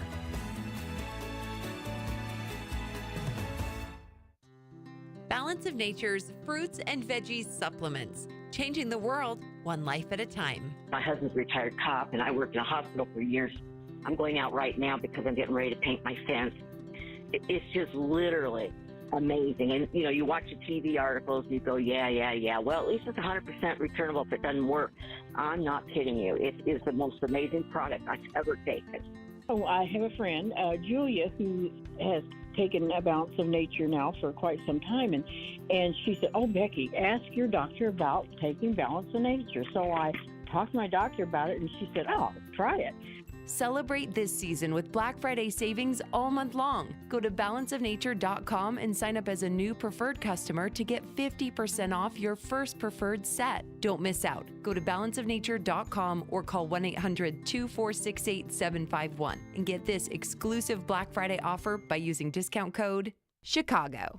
Wesley is a truck driver. I drive a truck, and I love what I do. A truck driver with IRS troubles. They told me I owed them $43,000. It got really bad. Quite a few letters in the mail. They were talking about wage garnishment, coming after my house, my car. Yeah, they don't play around. I seriously thought that I was going to lose everything. One sleepless night, Wesley finally made a call to Optima Tax Relief at 2 a.m. Kind of figured I'd get a machine, but I didn't. I actually got to talk to an actual person in the middle of the night. He found just what he was looking for. Oh, they were great people. You need a team of people that know what they're doing. Optima Tax, they know what they're doing. Optima Tax Relief came through with flying colors. I saved an incredible amount of money. Happy don't even come close. I was absolutely overjoyed. Take Wesley's advice. If you're in any kind of trouble with the IRS, call Optima Tax Relief. Don't trust anybody else. Call Optima for a free consultation. Call 800-965-1433. 800-965-1433. 800-965-1433. Optima Tax Relief. Some restrictions apply. For complete details, please visit OptimaTaxRelief.com. AM 560. The Answer. Open mic! Open mic Friday! Call in now! Open mic Friday! Yes, that time of the week, Open Mic Friday, taking your calls, 312-642-5600, turnkey.pro answer line with comments, concerns, critiques, compliments, general crack pottery. We'll take it all. But we begin, as we do, with turnkey.pro founder David Kolsak. David? Good morning, Dan and Amy. How are you guys today? All right. Great. Well, there's a lot to talk about this week as we've had some time for this big victory to sink in. We've had over a week to watch some spectacular meltdowns on the other side, including some shaved heads and some celibacy vows as punishment for the people who voted for Trump, those evil people. And there's some real lookers there. We're all seeing all kinds of nominations for cabinet positions. Some I like, some I don't. I'm constantly, shaking my head going, I didn't see that pick coming. The one thing that Trump did the first time around was surround himself with people who are actively working against his agenda. This time around, it seems as though he's picking people who seem loyal to him, but I'm not sure about the agenda part. So we'll see how it shakes out, but so far I'm not convinced that he selected people who put America first. But so going completely off topic here, have you seen the SpaceX launches and landings? Did you happen to see a few years ago when they launched a Tesla into space and Elon Musk was on Joe Rogan talking about it? Did you see that? I did not. Yes. No? Okay. So he launched his car into space. Anyway, so Joe Rogan asked Musk how they got the video from the car they launched that deep into space, and he says the radio. And then you see these spectacular images of this Tesla in space with the background of our globe, and the video is explained to be captured from a camera positioned on a stick, where Elon says, we thought it would break off, but it didn't. And then Joe Rogan says, oh, that looks fake. And Elon says, I know it looks fake, but that's how you know it's real, he says. So then we've been watching all these fantastic voyages of these super heavy rockets called Falcon Heavies. Fully fueled, this rocket weighs 3.1 million pounds, and they get it launched easily into space. What's really amazing, though, is watching the footage of the rocket descending back to Earth and landing itself perfectly like a Roomba back in its launch tower called the Mechazilla. Anyway, I don't know about you, but watching these videos makes me question everything I've ever known about flight. So you have this stick that weighs millions of pounds hurtling towards the ground, and somehow it rights itself without wings, stays perfectly upright, and guides itself effortlessly to a launch pad where it performs a perfect landing. No balloons, no parachutes. Look at the videos yourself. It looks really fake, so by all accounts, it must be real. But what I really want to understand is why the urgency to go to Mars to establish a base there. I'm not sure I understand the need to go 50 million miles away to establish a base when they could do some exploring right here on Earth in Antarctica. But we can't go there because the Antarctic Treaty of 1959, where more than 50 countries signed on to keep people out of there. You're not allowed to go beyond the 60 degrees south latitude for environmental protection and safety concerns. But why is that? The last time there was any meaningful publicly known explorations of Antarctica, which is only a few thousand miles away, was in 1947 when Admiral Byrd led a mission of 4,700 men, 13 ships, and 33 aircraft. It was called Operation High Jump, so you can take a look at it. I watched an interview of Admiral Byrd in the 50s or 60s, I don't know when it was, and he says there's an area as big as the United States that's never been seen. So all we know about that place is it's really cold, you can't go there, but you're allowed to go on certain eco-friendly cruises and tours that show you one certain place. There's always been conspiracy theories about the Nazis hiding their hidden technologies there, and the elite go there to get out of sight. I just question the idea that we have to colonize the moon or Mars, but not Antarctica. I mean, there are no survivable atmospheres on Mars or the moon, but there is one, albeit cold, in Antarctica. So save your money and ours, Elon, and map out the forbidden lands below the 60th parallel. That for sure seems more feasible, and we could actually live there without having to live like a boy in a plastic bubble. So why are we not allowed to go? Are they hiding something? We need to ask more questions. So have a great weekend. Go Boilers. Okay, thanks, David. Why do we have to colonize or settle Antarctica exactly? Can't I just stay in Southwest Florida? What is the moral imperative to? Okay. Anyway, all right. Got a text message. Dan and Amy, the show is Emergency 51, not Emergency 32 or Emergency 41. That I thought you knew it was never emergency and a number. That's close enough. Yeah, it was a long time ago. There's a fight tonight that's live on Netflix. Mike Tyson against Jake Paul. Yeah. What are we gonna bet? Who do you want? Who do you think's gonna win? I don't know, but I know Tyson has his game face on because this is so. Jake Paul.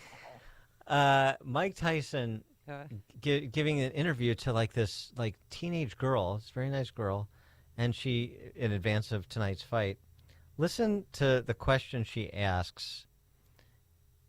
It's sort of a standard question you would get from any sports reporter, when you're talking to a 58-year-old Mike Tyson. He's 58? Yeah. And this is the answer he gives this teenage girl. It is so good. Well, in your return to the ring for this fight, you are setting a monumental opportunity for kids my age to see the legend Mike Tyson in the ring for the first time. What type of legacy would you like to leave behind when it's all said and done? Well, I don't know. I don't believe in the word legacy. I just think that's another word for ego. That's just some word everybody grabbed onto. Now it's used every 5 seconds. It means absolutely nothing to me. I'm just passing through. I'm going to die, and it's going to be over. Who cares about legacy after that? What a big ego. So I'm going to die. I want people to think that I'm this, I'm great. No, we're nothing. We're just dead. We're dust. We're absolutely nothing. Our legacy is nothing. Well, thank you so much for sharing that. That is something that I have not heard before, someone say that as an answer. Can you really imagine somebody say, I want my legacy to be this way when you're dead? You think somebody really wants to think about you? I want people to think about me when I'm gone. Who the cares about me when I'm gone? Oh, my Oh, that's great. And the girl was great, too. But that's never heard that response before. It's for playing along. By the way, I mean, it's a little aggressive, but I generally agree with him about the legacy question and thinking about your legacy. Yeah. But what do you want your legacy to be? That's just beautiful. I'll defer to Mike Tyson on that. Wait. No, beautiful. who do you think's going to win? I mean, I didn't realize he was 58 years old because they're supposed to fight in July. Yeah, he had a remember? medical And then emergency. Yeah. Hmm. Well, you want to bet $5? No. Doesn't make it any more interesting for me. Okay. Who do you think's going to win? Since you're such a fight fan, Dr. Fergie Jacobson. Right. Yeah. I think Tyson might pull it out. That's what Quinn thinks he's going to win. I think Tyson's going to win too, actually. And maybe it's just I hope he wins. Will he or will he not bite his ear off? I mean, Jake Paul couldn't beat an old Floyd Mayweather Jr. Now he's one of the best pound-for-pound fighters ever, but he doesn't have the punching power of Tyson. And Jake Paul is a much bigger guy, and Floyd Mayweather's only about 10 years younger than Tyson. Tyson looked like he's in pretty good shape. If he hits Jake Paul will be on the canvas. Okay. We'll see. 7 We'll o'clock see. on Netflix. Yeah, I'm looking forward to watching that. Take a couple calls. Frank in Tinley Park. These stooges, they sound wonderful. Tell us more of these stooges. Okay, is that from Seinfeld? Is that the reference? Barb and Woodridge. Good morning, everybody. You know, earlier in the week you were talking about how the Democrats are telling people they shouldn't get together with their relatives. But my sister has told me for years how much she hates Trump and hates DeSantis. And through that, doesn't that mean she hates me? Why would I want to be with those people? And the other thing I want to say about the election is I play cards with a group of 80-year-old women in one of the park districts, and they are all against Trump. And one time I asked them what their main issue was, what they were voting on, and they all said abortion. And I was like, wait a minute, how does this impact you? You know, just such a weird thing that they wouldn't be worried about crime or illegal immigration. So listen, have a great Thanks for the call, Barb. Appreciate it. That line was a little scratchy, like nails on a chalkboard. Make it stop.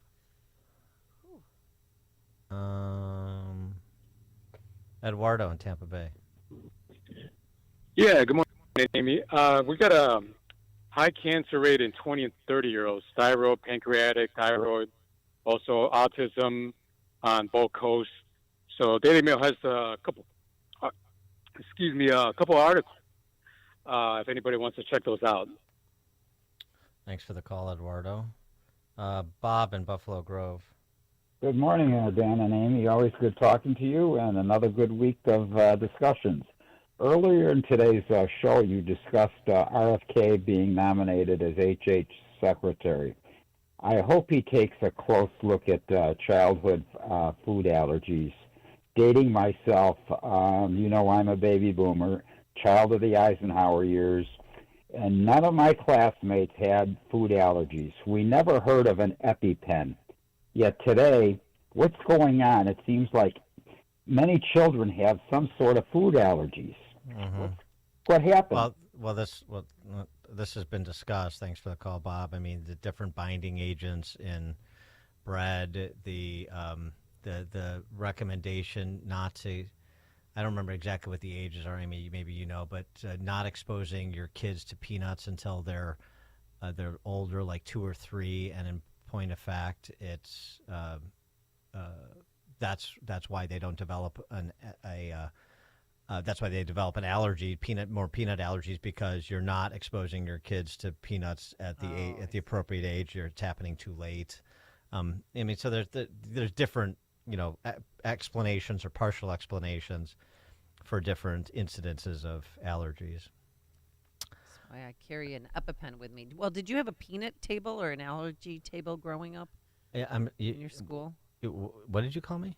No, I said, did you have an allergy or a peanut table? That's what we used to call it. So if you're allergic to peanuts or dairy products, you would sit at this table. Did you have that? We call that the losers table. Oh, no, I'm kidding. I'm kidding. There was nothing like that. No, there was no peanut. There was no peanut allergies. No dairy. Yeah, I don't. Maybe there was somebody that's like lactose intolerance. I don't know. I mean, I've heard of that. I had heard of that as a kid, but no peanut, no celiac disease. Celiac sensitivity. No one was on Adderall or other mood-altering drugs. We had things like adults disciplining kids. That's in lieu of Adderall. Larry and Elgin. Hi, good morning, Dan. Long-time listener, first-time caller.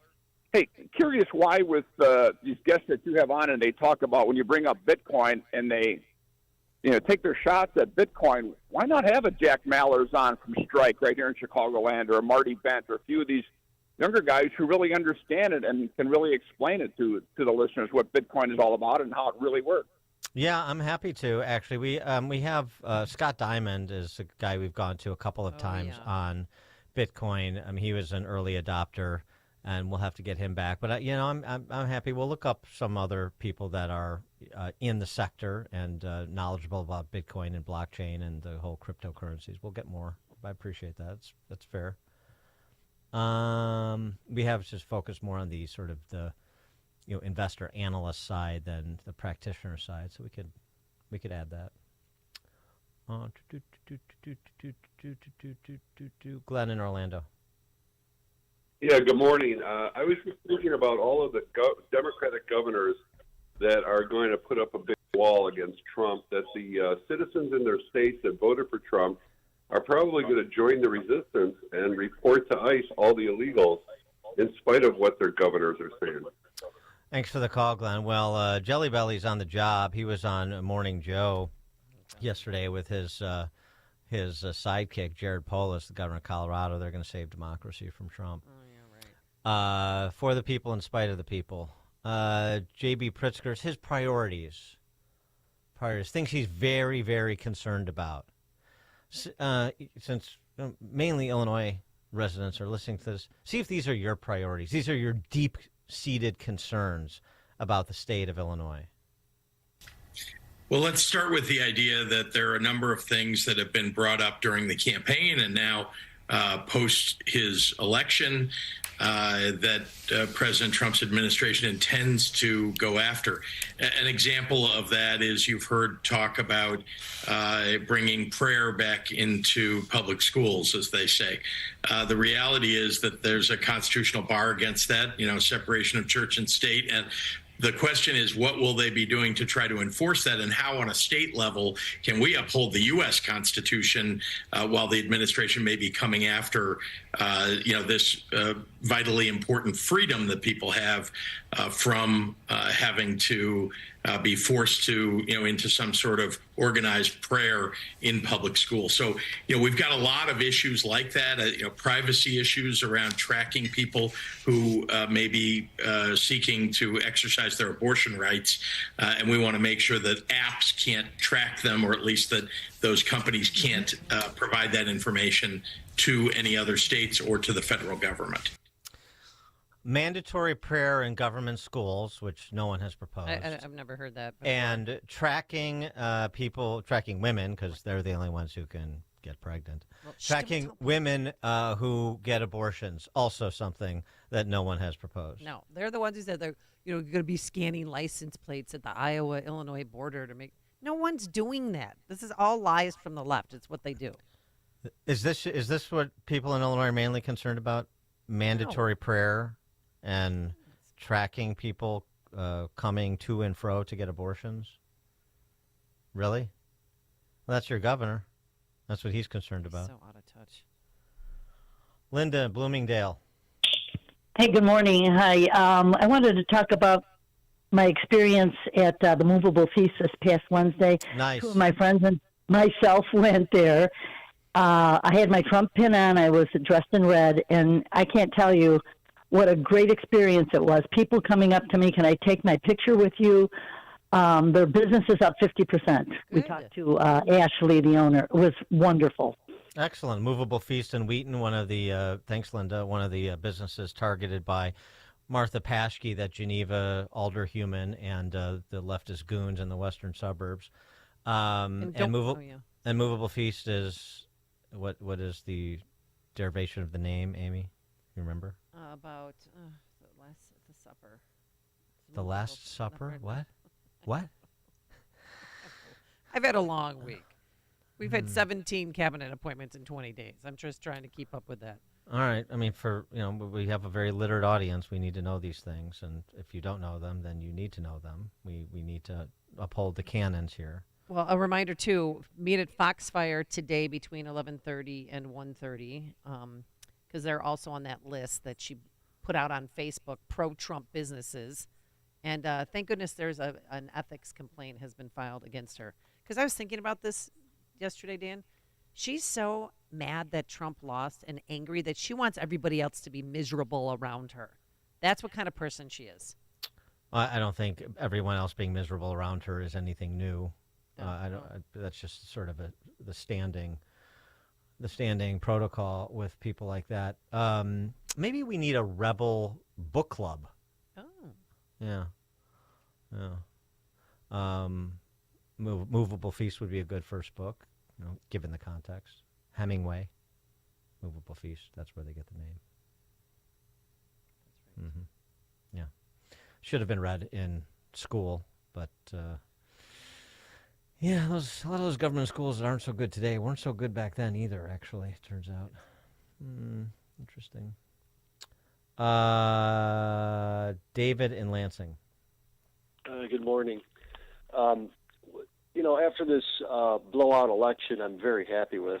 I'm very happy with the actions of Republicans and going to the polls. However, I am still unhappy. I cannot understand this.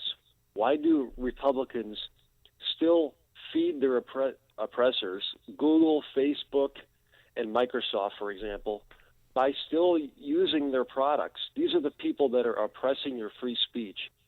And they're acting like, still use their products and expect change, by giving Facebook your money. It doesn't make any sense to me. I've been on this for 3 or 4 years, but that's all I have to say. All right, David. The other David in Racine. Greetings and salutations. Oh. Well, I've got a thought. Since the leftists have milked the whole Nazi, conservatives being Nazis thing, and they won't graduate to referring to conservatives as satanic, I was wondering maybe conservatives could refer to Democrats as satanic. Case in point, when J.B. Pritchard said no prayer in school, I guess that's a safety matter to keep teachers from bursting into flames. All right, thanks, David. Mike in Beverly. Hey, Dan and Amy, thanks for keeping us informed. Love the Antarctica information. Yeah. Just wanted to inform you that I went into the Chicago Public School bathroom this morning, the boys' room, and there's tampon machines. So we have a new tampon Brandon in Chicago, and I just wanted to let everyone know that because he's looking for some money, and the putting those machines in probably wasn't cheap. But I love what you guys do. Thanks for the call, They've been Mike. there Appreciate for a it. while. Yeah, this is Tampon JB. There's a lot of Dem male impersonating politicians that you can affix the tampon appellation to, can't you? Yeah, that's statewide, isn't it? Yes, it's a statewide. Yeah, yes, but statewide. some schools just haven't gotten to it yet, is what I've heard. Some schools are more enthusiastic than others. So Right. There's no question. Those great government schools. Great government schools. So embarrassing. Speaking of Bill and Brandon, his little budget problem, maybe we need and maybe the two Bobs, Elon and Vivek, can franchise this. Maybe we need local Doge. Oh. Local Doge. Who would our local Doge be? Well, you would be good. The Department of Government Efficiency. No, but then they could see about those 40,000 city employees and whether Chicago really needs every last one of them. Matt, Southside, you're on Chicago's Morning Answer. Hey, good morning. Earlier in the week, you guys had mentioned stuff about TV shows you couldn't do based on theme. Got a couple that you can't do based on title. You couldn't have Boy Meets World. Now it would be It Meets World. That Girl would be out. It'd be That Thing starring Sam Britton. And Married with Children would have to change its name to unmarried with children, to be politically correct. Thanks for the call, Matt. Mike and Hammond. Thanks for taking my call. 2 quick comments. Whoopi Goldberg talking about not reproducing. With her and the rest of the snowflakes not reproducing, that's a win-win as far as I'm concerned. And the other... Oh, sorry, man. I didn't mean to. I missed the other stone. Talking. Yeah, that was accidental. Sorry, Mike. I did want to get to this. Speaking of local, what's happening at the federal level is also happening at the state level. It's also happening at the local level. Trying to remember, where you live, and the local and state government probably has a much more direct and consistent impact on your life than the federal government does. Oak Park. The leaf police are out in Oak Park. Oh, Friend of mine sent me this voicemail. Okay. That he got from Village. Oh, I can't wait to hear this. Hi, Matt. This is with the Code Compliance Manager of the Village of Oak Park. I understand that an inspector was by your property at thank you. And this is regarding a lease collection violation. We were trying to give you bags and just give you a courtesy warning to pick up the lease. We see that they are still out there. Just wondering when the lease will be picked up. We just want compliance instead of proceeding with any official notices or citations or anything like that. Please give me a call back as soon as possible. Otherwise, we'll have to increase enforcement. Again, that's Tina Brown, Village of Oak Park. I look forward to hearing from you. Thank you. Oh, the leaf police, they're going out. Yeah. Tina Brown is the leaf police in Oak Park. Mm-hmm. Oh, that's great. There's your big government. There's your liberals. He got this call after a guy stopped by his house about the leaves in the street. And I told him, get out of here. I didn't swear or anything. I just told him get out of here. To leave. Hey, you, Angie, pick up those leaves.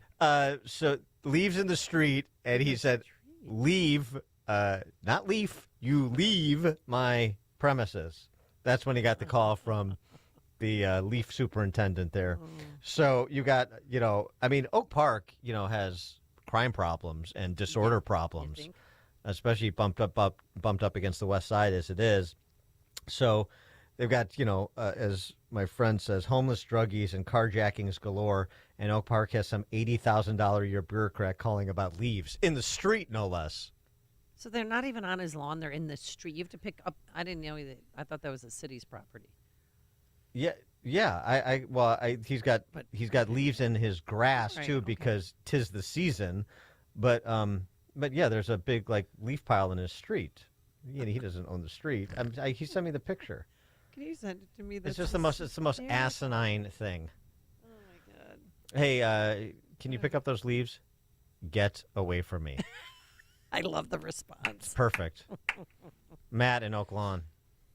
Hey, good morning, guys. Happy Friday. I think the greatest way to end a conversation at a party or at a bar is someone says, I live in Oak Park, Hyde Park, or Evanston. Just turn around and just walk back away from them. Well, it's true. Away. Yeah. I mean, there are a couple of sane people left there, probably there, I don't know. I don't know why you would be there, but I mean, I guess, I don't know, the schools or something that they've convinced themselves. But yeah, that is a good way. Where do you live? Oak Park. Just turn and walk away. See ya. We have nothing to talk about. I wanted to talk about Ben. Ben who? The passing of Ben. Kirk Herbstreit's dog. Did you ever watch Game Day? Yeah. Do you know Ben died? Yeah. I know, but it really would bring us down, so maybe not, because it's... Well, what did you want? Did you have first a eulogy of all, or? Well, no, he had a eulogy, but first of all, when they asked him about it, he was inconsolable. We've seen he's been a great teammate of ours for a while. It's Kirk has put together an essay remembering Ben and how much he meant to all of you, certainly meant to him. Here's our tribute to our friend Ben Herbstreit. Yeah, people ripped on, like Tim Walz was crying after they lost the election. When your dog dies, it's so okay to cry, guys. I mean, it is. You've got it. And do you want to hear the tribute to Ben? Have you seen this, Dan? I did not see the tribute to Ben. Oh. Dogs are known as man's best friend. Oh, but boy. what do you call a dog that becomes a nation's best friend? Oh, boy. You call him Ben. Okay. I'll be honest with you. When I first started bringing Ben on the road, it was for me. I needed a travel companion. Hotel rooms can sometimes feel like islands of solitude, and his warm presence became my anchor to home, making my journeys feel less like wandering and more like belonging. When I was working in a hotel room or a broadcast booth or on the college game day set, reaching down and feeling that fur at my feet, it made me feel like I was home. Ben wasn't out here to become a social media star, but he became one just by being himself. The Rose Bowl named him its chief happiness officer, and that's exactly what he did. He made everyone happy, and he did it without even trying. He just wagged that tail or nestled up against strangers like they were family, and that's what they became. On planes, in hotel lobbies, on the beach, in the mountains, it didn't matter if you were a college student, a movie star, a national championship quarterback, or even a state governor. Ben didn't care who you were. Everyone deserved treated his everyone love. the same. I think we can all learn from come that. on. Wait, come At on, a there's time 30 when seconds everything left. You gotta wait seems for to the be last aimed at dividing us, our love of football unites us every weekend. What I experienced with Ben was that, and so much more. Dogs' only flaw as a species is they don't live long enough. Amen. But the warmth they give us, that never goes away. So neither will Ben. This man's best friend, who became America's best friend. I can't cry. Oh, my gosh. I mean, Kirk has had several mental health struggles over the last 10 to 15 years. Ben is a certified emotional support animal. I know. That's why when he died, I was so He just didn't tag along because he decided that it'd be cool to have a dog on the set. No, I know, but Ben, Ben was necessary for Kirk to get his job done. You sort of buried the lead then. I didn't know that. Well, everybody, and this, you got to see this video. Of though, course Dan. you buried the lead. Ben is beautiful. Okay, Buried the be lead, nice. yes. Well, I'm not getting into his mental state of mind. I'm just saying it was a service dog that became a service dog to everybody. And you see him, Governor Abbott was so excited to meet Ben, and as you said, and as Kirk said, that Ben loved everybody. It didn't matter if you were a superstar. Ben was great. Yeah, that was a beautiful dog. Too. Was a beautiful dog. Died of cancer. Early though, at the age of 10. Marion in Bensonville, please help us. Okay, I'm a former Oak Parker. We always raked our leaves into the street. This year, Oak Park changed, and you have to bag them. That's correct. Change the rules. Yeah, or you And get a not call telling from people. Tina. Or Tina. you get a call. You get Tina, the leaf police. They live inside of your head in Oak Park. Get away from me. Leave. Best line of the week right there. Peter, Crystal Lake. Hello. Good morning. Hi. Hey. My oldest son, he's in the military. He's a sergeant major, and I called him on the day after President Trump got elected, and I said, "How is the military about it?" And he said, "Well, the Air Force flew over and shot off fireworks, and that's something you don't hear about, on the news." And then I said, "Well, how do the people in Poland feel about it?" And he said they had parades. Polish people And love I was Trump. Yeah. So I mean, I don't hear that even on Fox unless I missed it, but I never hear people talking about that. How people in other countries are actually very excited about this. Yeah, some are. Not the. Thanks for the call. Not the. I mean, even actually some countries, Italy, Argentina, they're probably excited at the political level too. But yeah, we played some clips of like Brits rallying for Trump and so forth as well.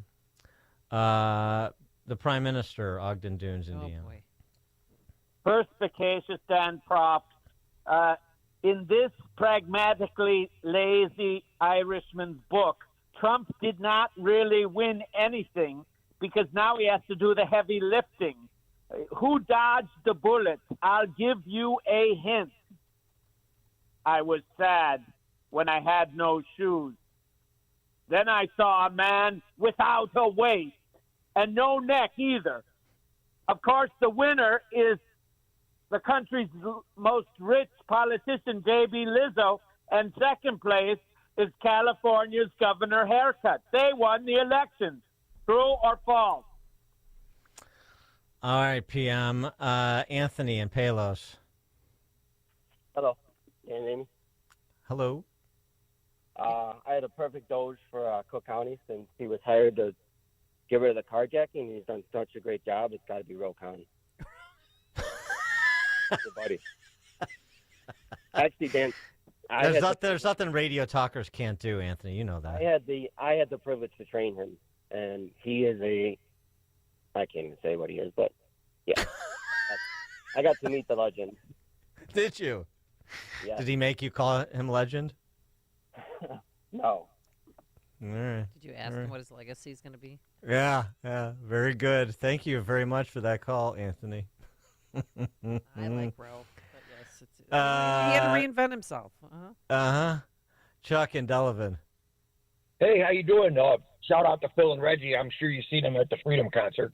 Thanks for mentioning my band name. A very, very littered audience.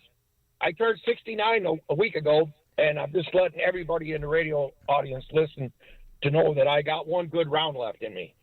And so there's something going on in Lake Geneva up here this weekend. I want all the Chicago people to come up here, get here early, and go to the different bars and sit at the bar. So then when the other people show up to watch the Bears-Packers game, and make sure you wear your Bears outfit, and all the people in Wisconsin will have to stand up.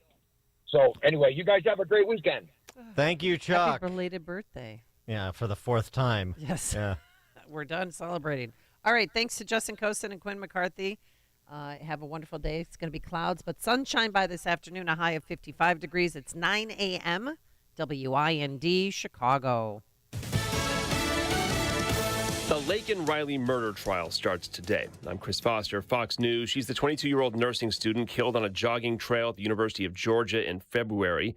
Fox's Madison Scarpino in Athens, Georgia. There will be cameras in court throughout the entire trial. We'll see the suspect, 26-year-old Jose Ibarra, who ICE says entered the country illegally from Venezuela. Ibarra has remained pretty stoic through all of his pretrial hearings, and Riley's family will likely fill part of the courtroom. They've been understandably distraught every time they've seen their daughter's alleged killer in court. And Ibarra is facing 10 charges for Riley's death, including malice murder, kidnapping, aggravated assault with attempt to rape, and stopping Riley from making a 911 call. Ibarra's being tried by a judge, not